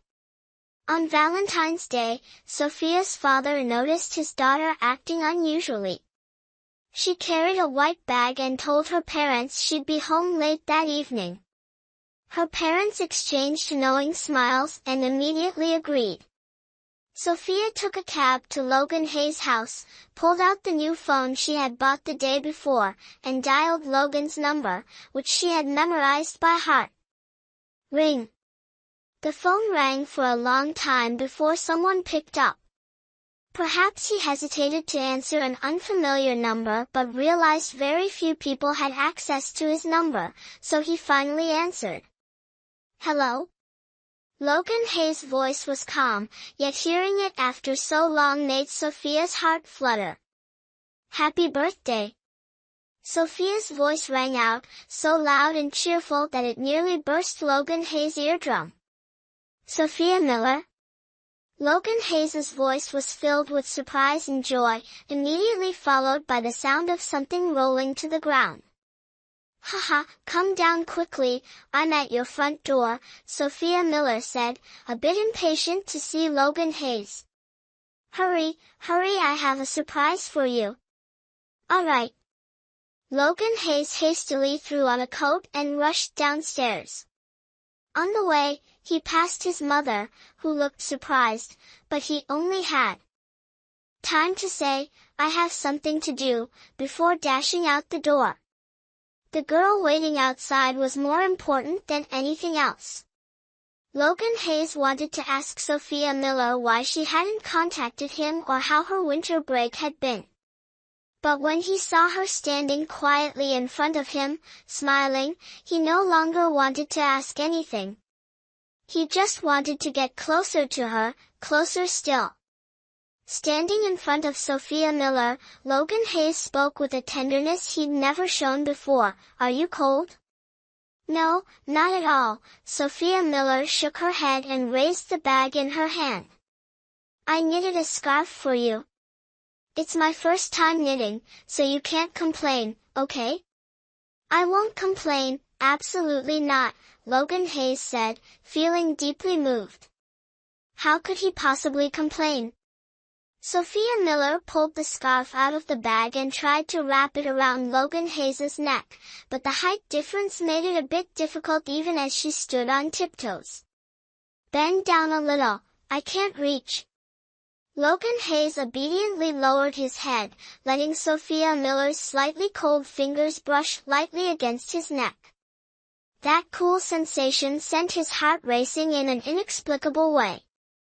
He glanced at her, her face so close to his.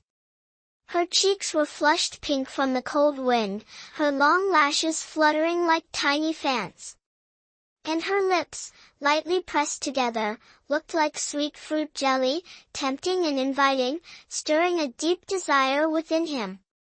A voice inside urged him to act on instinct. This time, Logan Hayes decided to listen to it. As Sophia Miller finished wrapping the scarf and was about to step back, Logan Hayes quickly grabbed her hand, pulling her into his arms. Under her astonished gaze, he placed a hand on the back of her neck and leaned down, softly pressing his lips to hers. Sophia Miller froze for a moment, then closed her eyes, wrapping her arms around Logan Hayes, accepting his tender yet passionate kiss. It wasn't until they were both slightly out of breath that Logan Hayes finally pulled back, though he still held her hand tightly, his other hand lightly resting on the back of her neck. Their faces flushed red, Sophia Miller and Logan Hayes gazed at each other, unblinking. In their eyes, the image of the other seemed to hold the entire world, beautiful and radiant, something they could never get enough of. "Sophia Miller," Logan Hayes' voice was hoarse from the long kiss, "from now on, I want you by my side every single day." "All right. Have you thought it through?" "No backing out." I absolutely won't back out." A lifetime, it was just a lifetime, and she was willing to spend it all with him. The cold winter arrived once again. Logan Hayes took off his coat and draped it over Sophia Miller. "Thank you." Sophia Miller wrapped the coat tightly around herself, closed her eyes, and tried to take a short nap. "Sophia Miller." Logan Hayes frowned and called out loudly. Sophia Miller opened her eyes, looking at him in confusion. "What's wrong?" "I'm cold," Logan Hayes whined. Sophia Miller silently stared at the guy wearing a sweater, fleece pants, a scarf, and earmuffs, yet still complaining about being cold. "It's true, my hands are cold." Logan Hayes pitifully held up his hands, which he had secretly taken out of his gloves.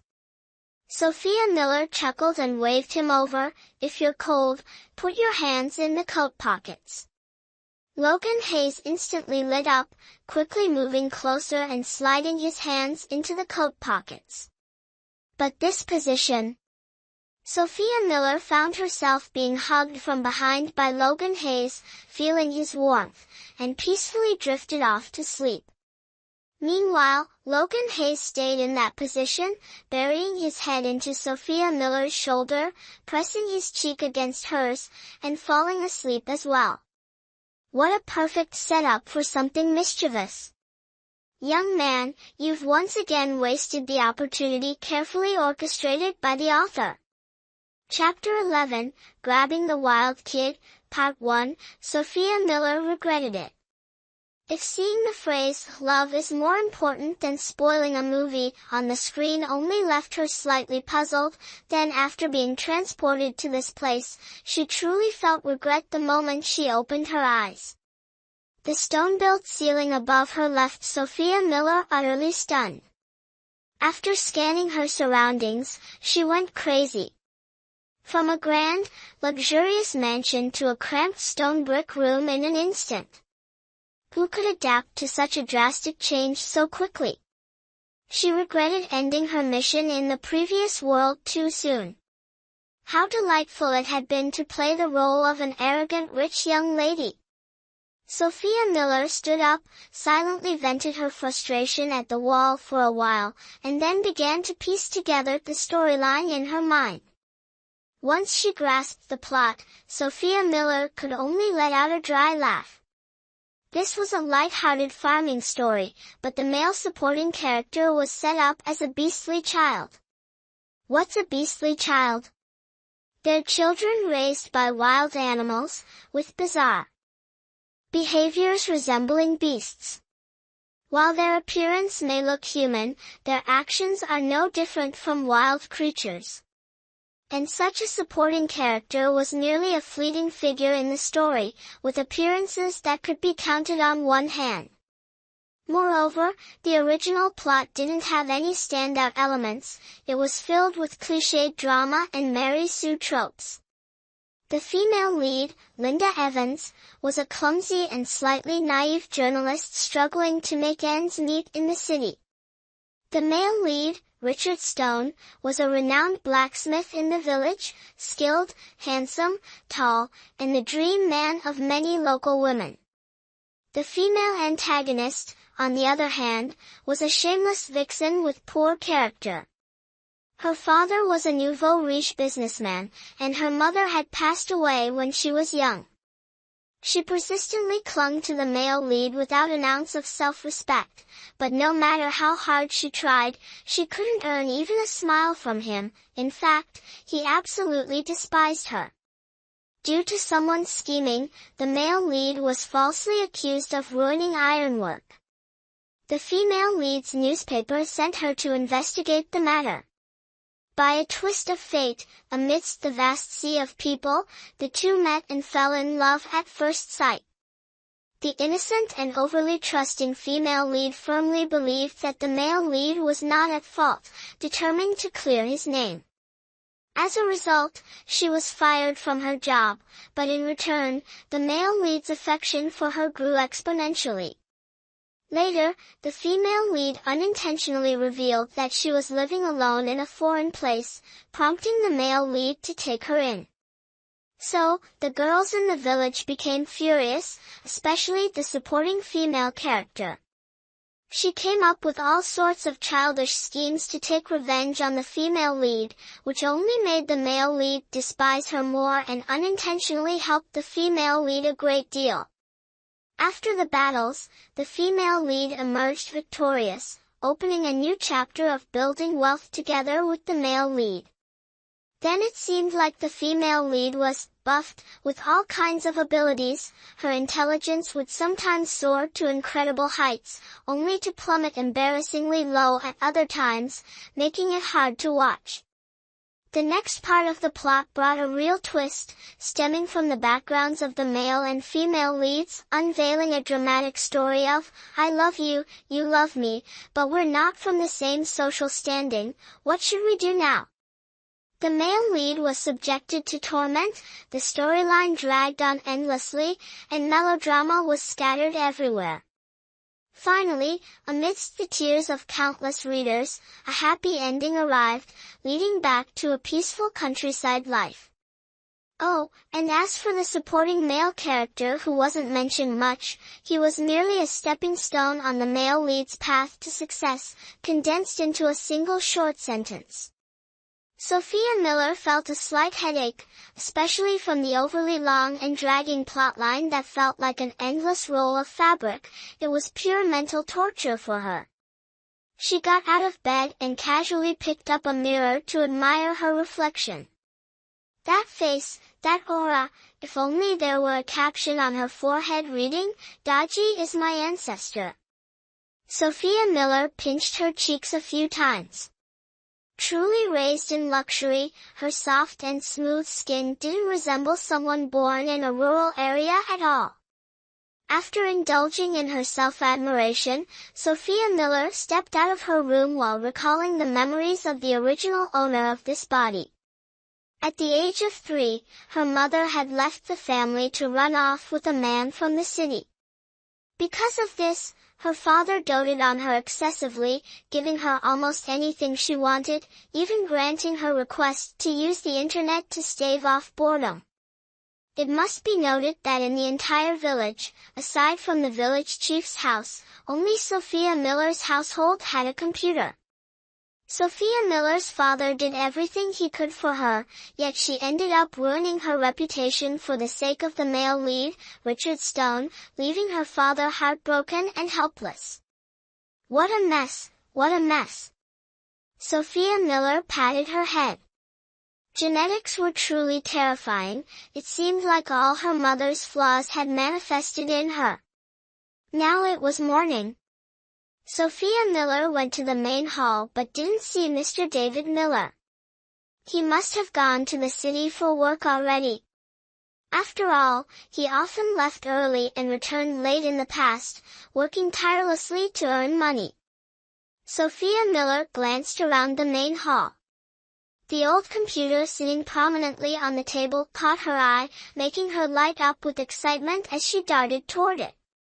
To approach the supporting male character from The Beast of Comedy, she first needed to prepare herself for a wild adventure. And the quickest way to gain experience was by looking things up online. The only problem was, Sophia Miller overestimated the internet speed of this computer. Loading a new page took a full 5 minutes just to display an icon. She couldn't bear it any longer. Sophia Miller stared at the blank web page in frustration, feeling her blood boil, while the little spinning wheel kept turning, and turning endlessly. It was exhausting. After staring at the screen for over 10 minutes, she decided to grab a quick bite to eat. Sophia Miller's house had a small refrigerator, but in this village, it was considered a rare luxury. Inside the fridge, there was plenty of milk and sausages. She ate something simple to stave off her hunger before squatting back in front of the computer, continuing to stare at the tiny spinning wheel. After another 10 minutes of staring, the web page remained as blank as a sheet of paper. Sophia Miller finally gave up and decided to wait patiently for Mr. David Miller to come home so she could ask him for some outdoor survival gear. It would probably be faster. Just as she predicted, Mr. David Miller agreed without hesitation. He didn't oppose Sophia Miller's desire to experience a bit of wilderness life, only reminding her to be careful and that she could return home anytime. So, Sophia Miller stayed at home, living like a recluse, quietly waiting for her equipment. As for going outside, she felt that being a recluse was much easier than being a social butterfly. However, being a recluse in the countryside was tough too, especially since there was no Wi-Fi to pass the time. Even though Sophia Miller didn't leave the house, people still came looking for her. The reason was simple. The heroine Linda Evans had arrived in the village, and the male lead Richard Stone seemed to be particularly attentive to her. This made other girls want Sophia Miller to take the lead and confront her first. But Sophia Miller simply glared at them impatiently. Instead, she busied herself counting down the days until her gear would arrive. By the time she reached the 5th finger, Mr. David Miller returned with a sack full of equipment. Inside the sack were nearly 100 random items. Following Mr. David Miller's advice and her own preferences, Sophia Miller selected some clothes and essential tools, then strapped on a heavy backpack and headed out the door. Sophia Miller felt as if she were carrying a mountain of iron on her back. It was so heavy her shoulders felt like they were about to collapse. "Do you need me to ask Uncle Smith to drive you part of the way?" Mr. David Miller asked worriedly. "No need," Sophia Miller turned back, waving at him. "Bye-bye." Mr. David Miller froze for a moment, then smiled. "Take care on your way. If it gets too much, come home anytime." "Yes." Sophia Miller nodded, turned around, and continued striding forward. "Humph. Theo Wild, just you wait." But the journey ahead was far from peaceful. Sophia Miller had underestimated the infamous reputation of this foxy woman. Every villager who saw her scrambled to strike up a conversation. Since the supporting male character Theo Wilde was deep in the mountains behind the village, Sophia Miller had to walk through half the village to reach the foot of the mountain. And the path through this half of the village was truly bustling, filled with scornful remarks from women, flattery from men, and all sorts of rural love dramas straight out of a soap opera.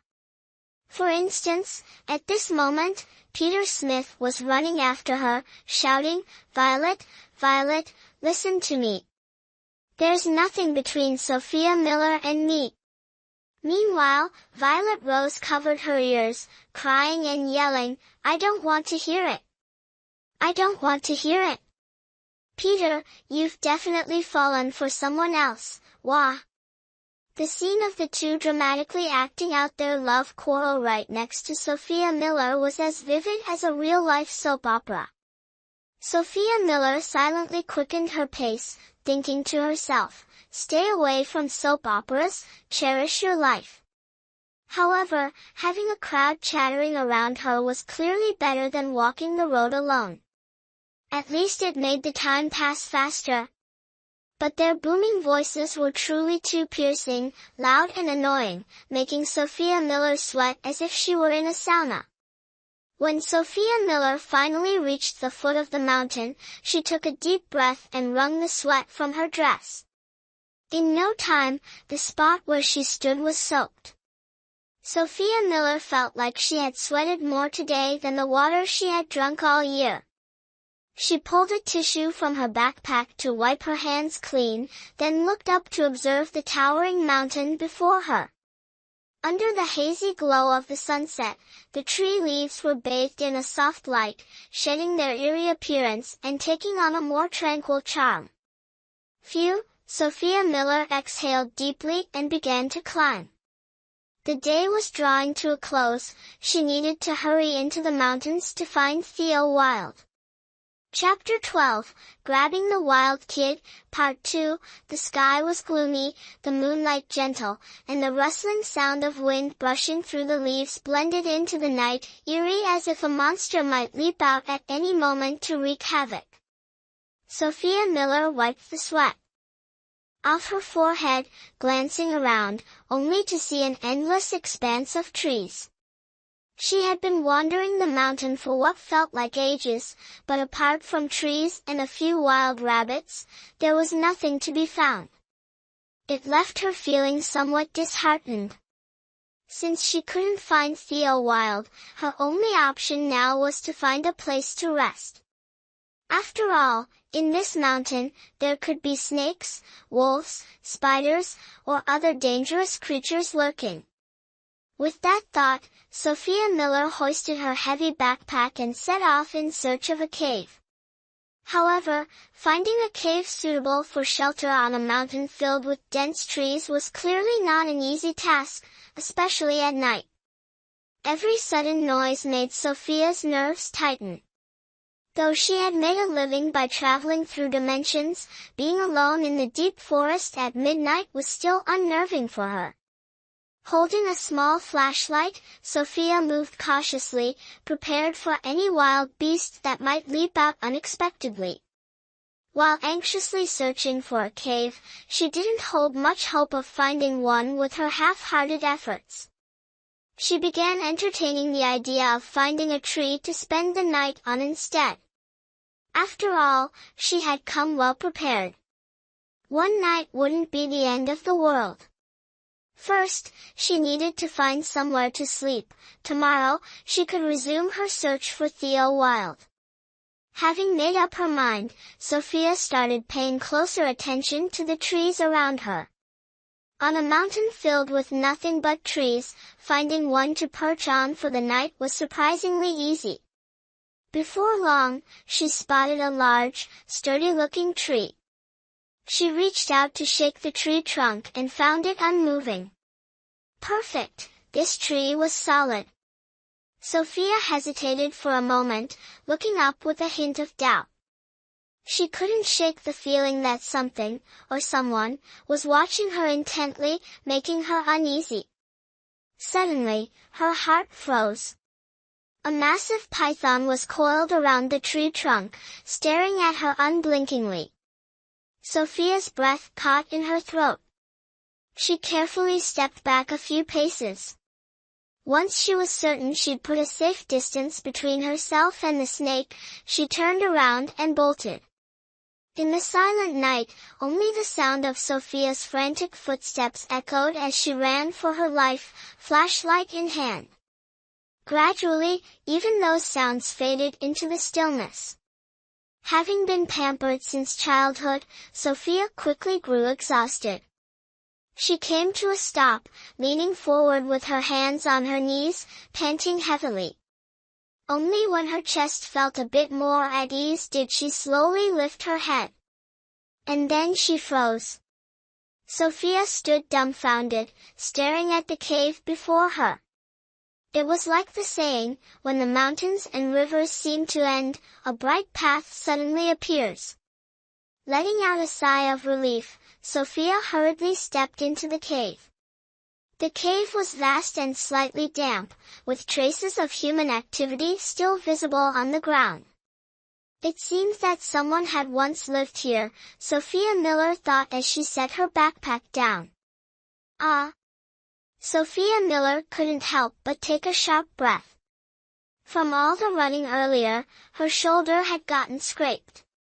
The moment she placed her backpack down, her fingertips accidentally brushed against the wound, sending a sensation that was hard to describe. Tears welled up in Sophia Miller's eyes from the pain.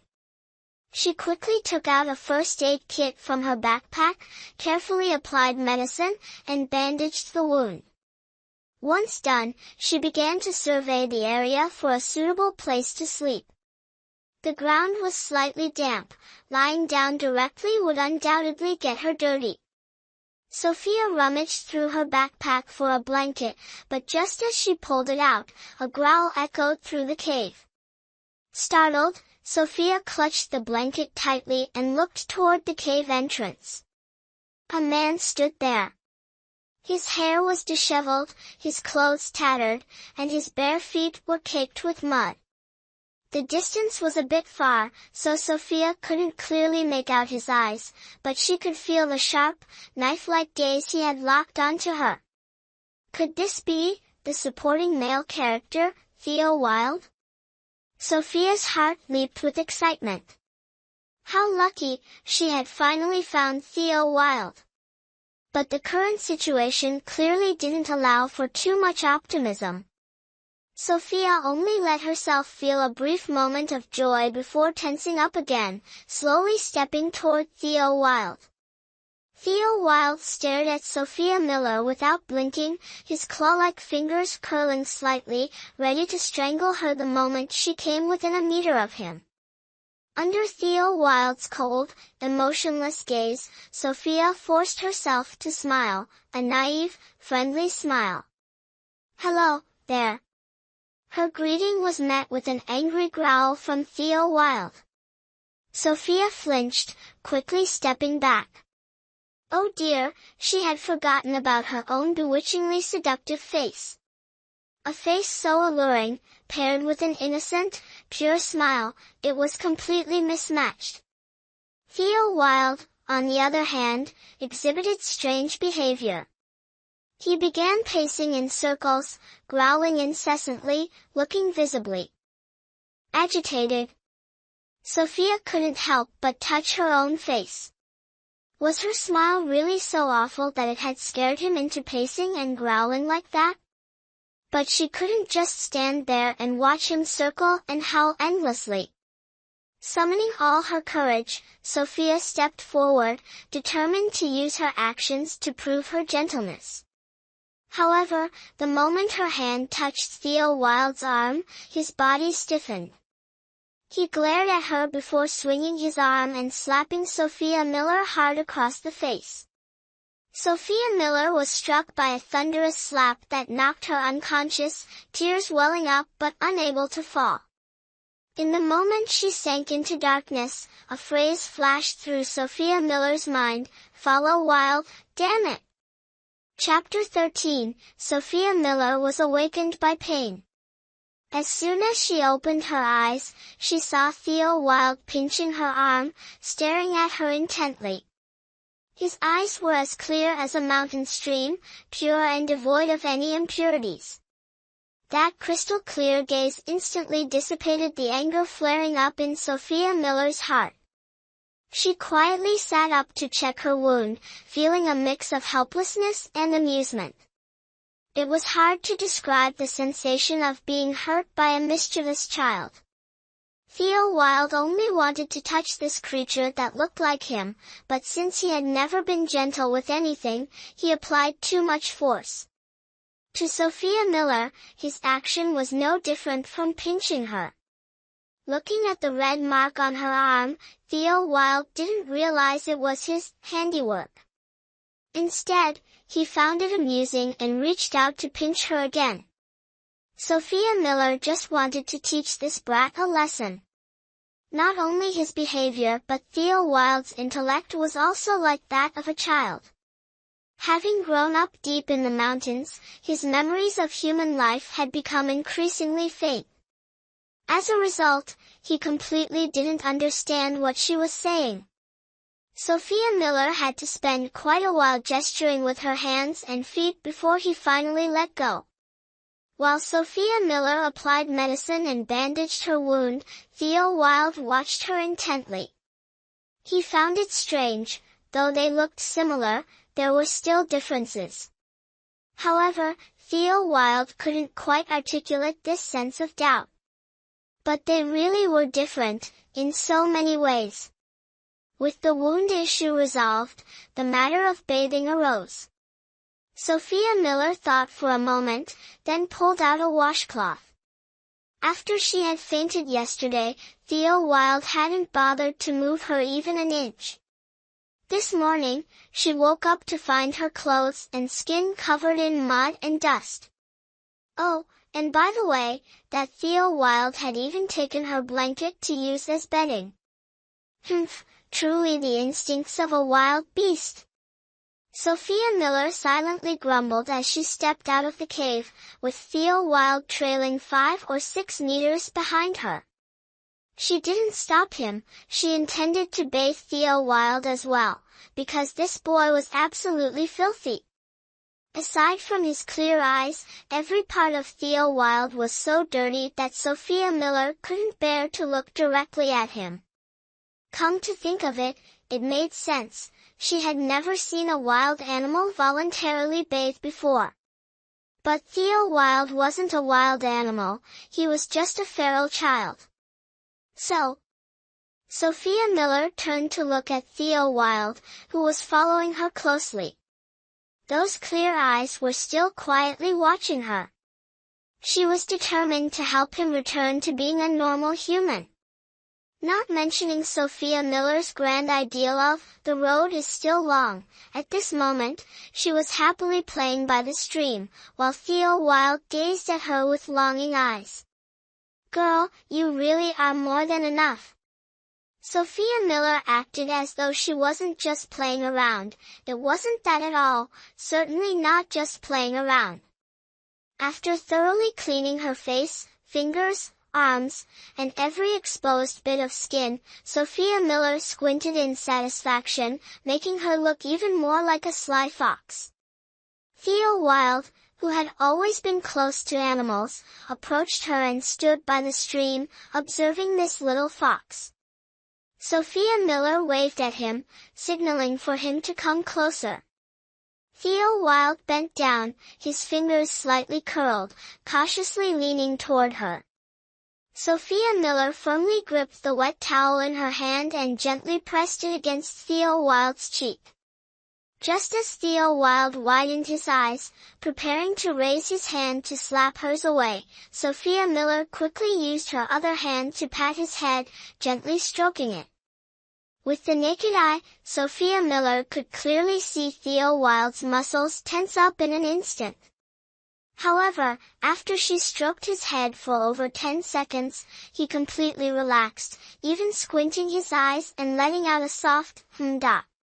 He no longer cared that Sophia Miller was wiping his face.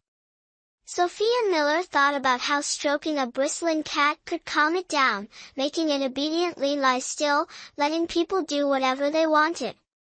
That's why she patted Theo Wilde's head.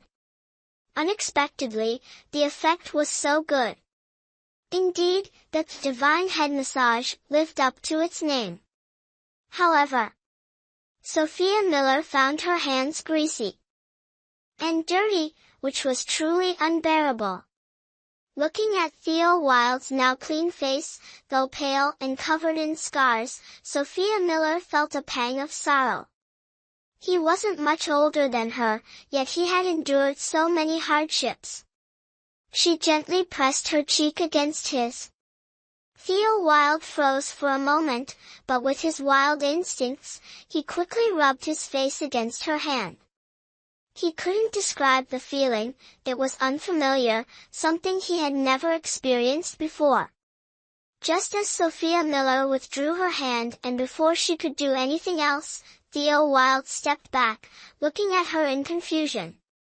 Then, he shook his head, signaling that he wanted her to pat his head again. Perhaps it was an illusion, but Sophia Miller thought she saw a hint of grievance in his eyes. "Pat my head, please, pat my head again." The sorrow Sophia Miller had felt earlier diminished somewhat at Theo Wilde's actions. Being this adorable, is that even allowed? Sophia Miller pointed at his head, then at the stream, before raising both hands to rub her own head. She smiled, withdrew one hand, ran the other lightly through her hair, and finally let her hand drop, tilting her head to look at Theo Wilde. After completing this series of gestures, Sophia Miller felt her intelligence had dropped significantly. Thankfully, the other party understood her meaning and obediently dipped his head into the stream. Does it really have to be that honest? Oh heavens! Sophia Miller quickly grabbed Theo Wilde's hand. Under his puzzled gaze, she gestured for him to lift his hand out of the water. Sophia Miller sighed, deciding to take matters into her own hands and wash Theo Wilde's hair herself. Theo Wilde obediently let Sophia Miller's fingers run through his hair, massaging his scalp. Under the blazing sunlight, he couldn't clearly see her face, only a vague outline. Suddenly, an image flashed in his mind, a creature resembling their kind, but not a fox. Its smile was entirely different from hers. But Theo Wilde couldn't remember who it was, only feeling a hazy sense of discomfort. It seemed, a long time ago, there had also been a creature that treated him the way this little fox did. But after that, he never saw it again.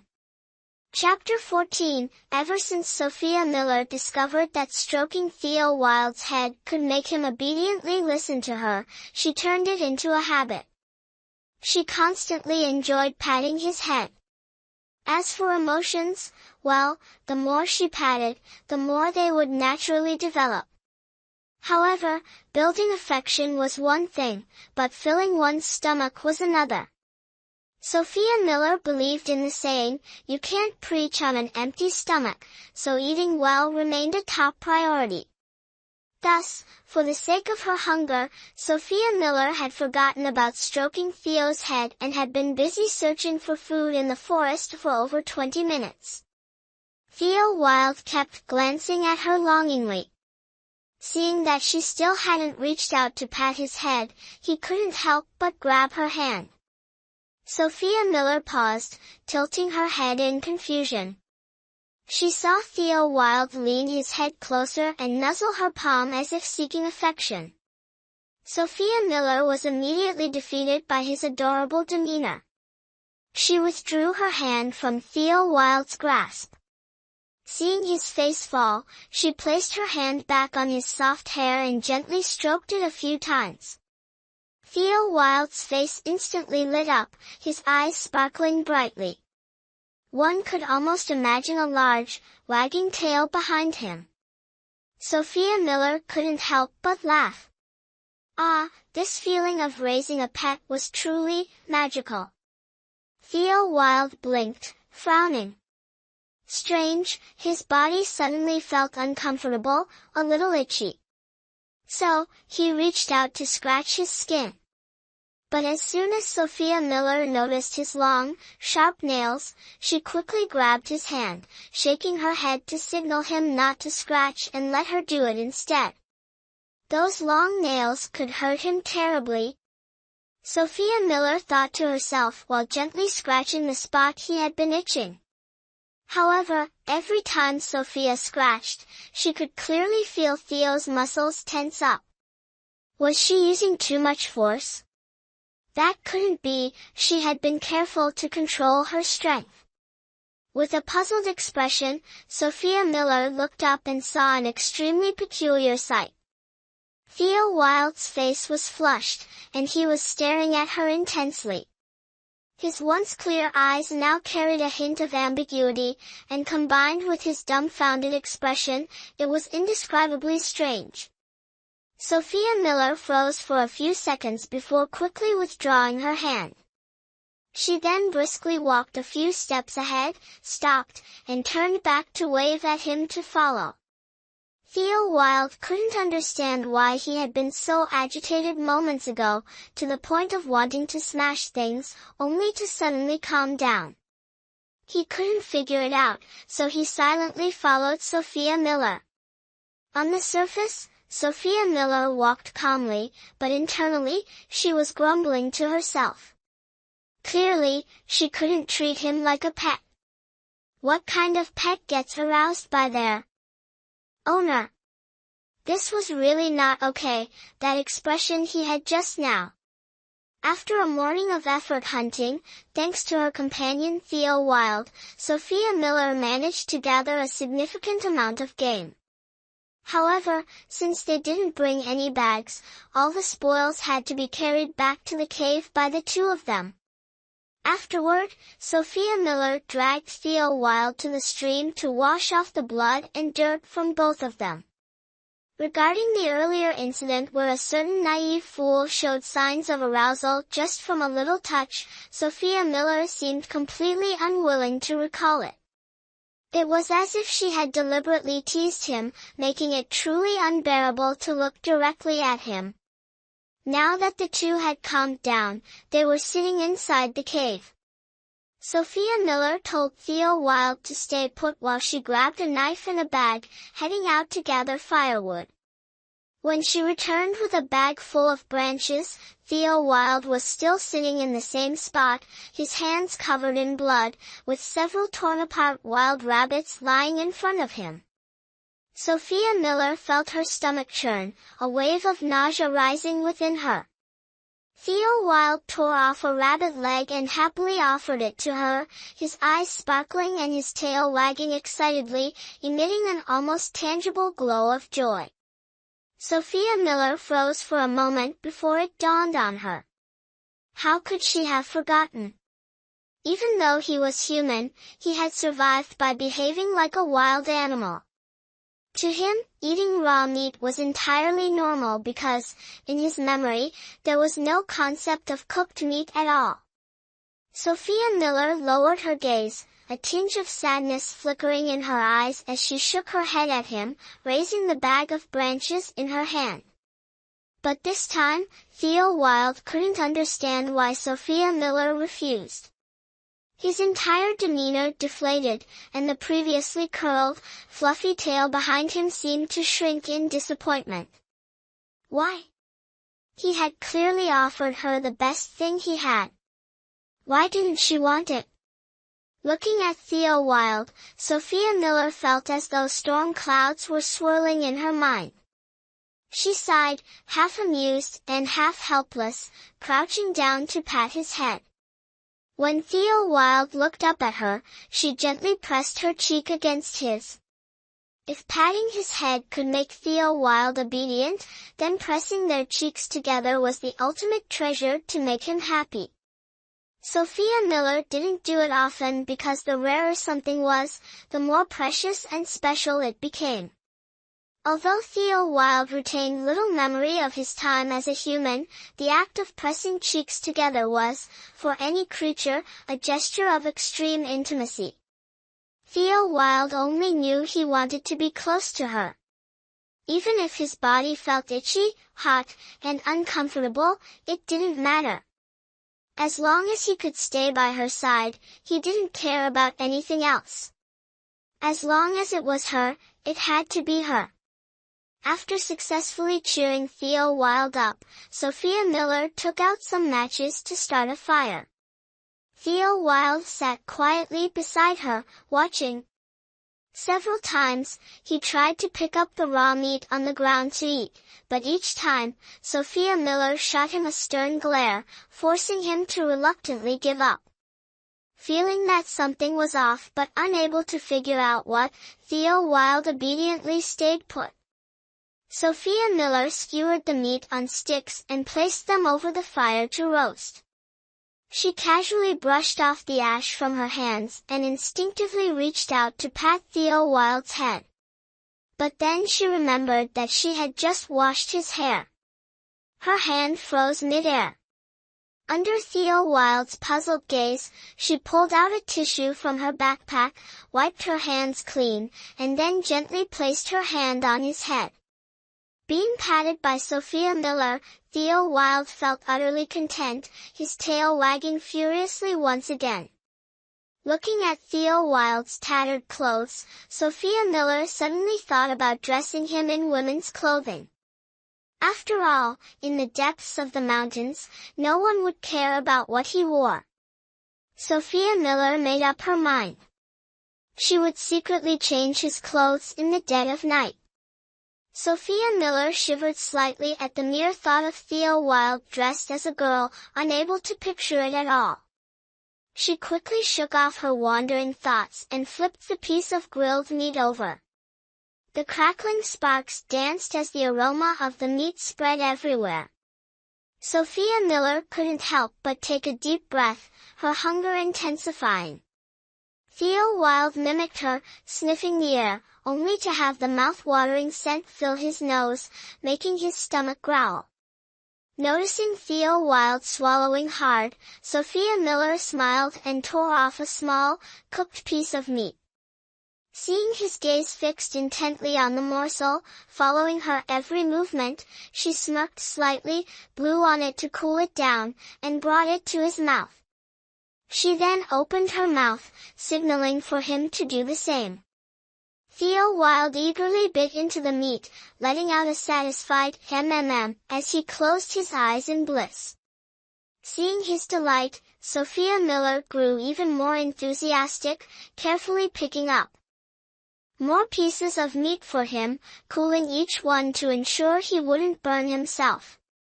And so, Sophia Miller began feeding Theo Wilde, occasionally eating a piece or two herself. Feeling a sudden surge of nurturing instincts, she looked at Theo Wilde's adorable demeanor and no longer dwelled on her earlier thoughts, focusing instead on feeding him. In this way, one person fed while the other happily ate, and together, they cheerfully polished off the dishes. Theo Wilde felt utterly content, as if he were floating on air. Ah, delicious food and a beautiful, fox girl, both belonged to him. Chapter 15, The night was deep. Sophia Miller spread out the blanket, strictly forbidding Theo Wilde from wrapping it around himself. Under Sophia Miller's stern gaze, Theo Wilde reluctantly pulled his hand back, though he really wanted to drape the blanket over himself. But soon, his attention was drawn to the clothes Sophia Miller pulled out of her backpack. Sophia Miller took out a pair of comfortable long pants and a white t-shirt printed with black letters and a bold red lip design. Sophia Miller thought the original owner's fashion sense was truly too modern, not resembling a rural person at all. After all, something as scandalous as red lips would certainly be despised by the conservative villagers. Ah, Sophia Miller suddenly felt admiration for Mr. David Miller since he had prepared everything she needed. Shaking off her wandering thoughts, Sophia Miller looked up at Theo Wilde and held out the clothes to him. Theo Wilde blinked, looking at her with curiosity. Sophia Miller shifted the clothes to one hand, pointed at his tattered outfit with the other, paused for a moment, then shook the clothes in her hand. Theo Wilde's eyes widened. In a flash, he stripped off his ragged clothes and the worn-out shorts he was wearing. Sophia Miller's face turned crimson, burning with embarrassment. As a 17-year-old girl in her prime, how was she supposed to react upon seeing a naked man? Sophia Miller quietly turned her face away, handing over the clothes. Yes, at this moment, she could only pretend to admire the scenery. But the problem was, Theo Wilde had never worn proper clothes before. The outfit he had on was from when he was a child and had since been torn apart due to his oversized frame. Thus, Theo Wilde simply assumed these were a substitute for the blanket Sophia Miller had offered earlier. Happily, he draped, or rather, wrapped, the clothes around himself. And when Sophia Miller finally calmed down and turned back, she was greeted with this sight. His head wrapped in the shorts, his waist tied with the t-shirt, Theo Wilde stood with his hands on his hips, grinning foolishly. Who is this lunatic? This style is completely wrong. In the end, Sophia Miller had no choice but to personally help Theo Wilde put on the clothes. As for the specific process, Sophia Miller would rather not recall his increasingly suggestive expressions or the way Theo Wilde's little friend began to stir. For some reason, she couldn't shake the feeling that this mission might cost her chastity. Sophia Miller and Theo Wilde ended up sharing the same blanket, though Sophia Miller firmly insisted they sleep at opposite ends, just in case he got any wild ideas again. The original owner, who had been pampered since childhood, soon found her eyelids growing heavy. After all, she hadn't been able to lounge around at home all day as usual, and her body was clearly protesting. Sophia Miller barely had time to think, it's just been one day, before sleep swept her off to meet the Sandman.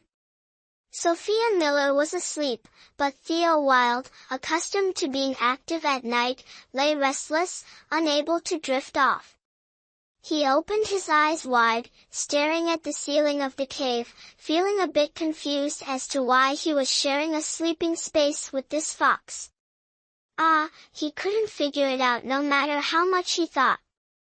Just hearing Sophia Miller's soft, steady breathing was enough to make Theo Wilde feel irritated and uneasy.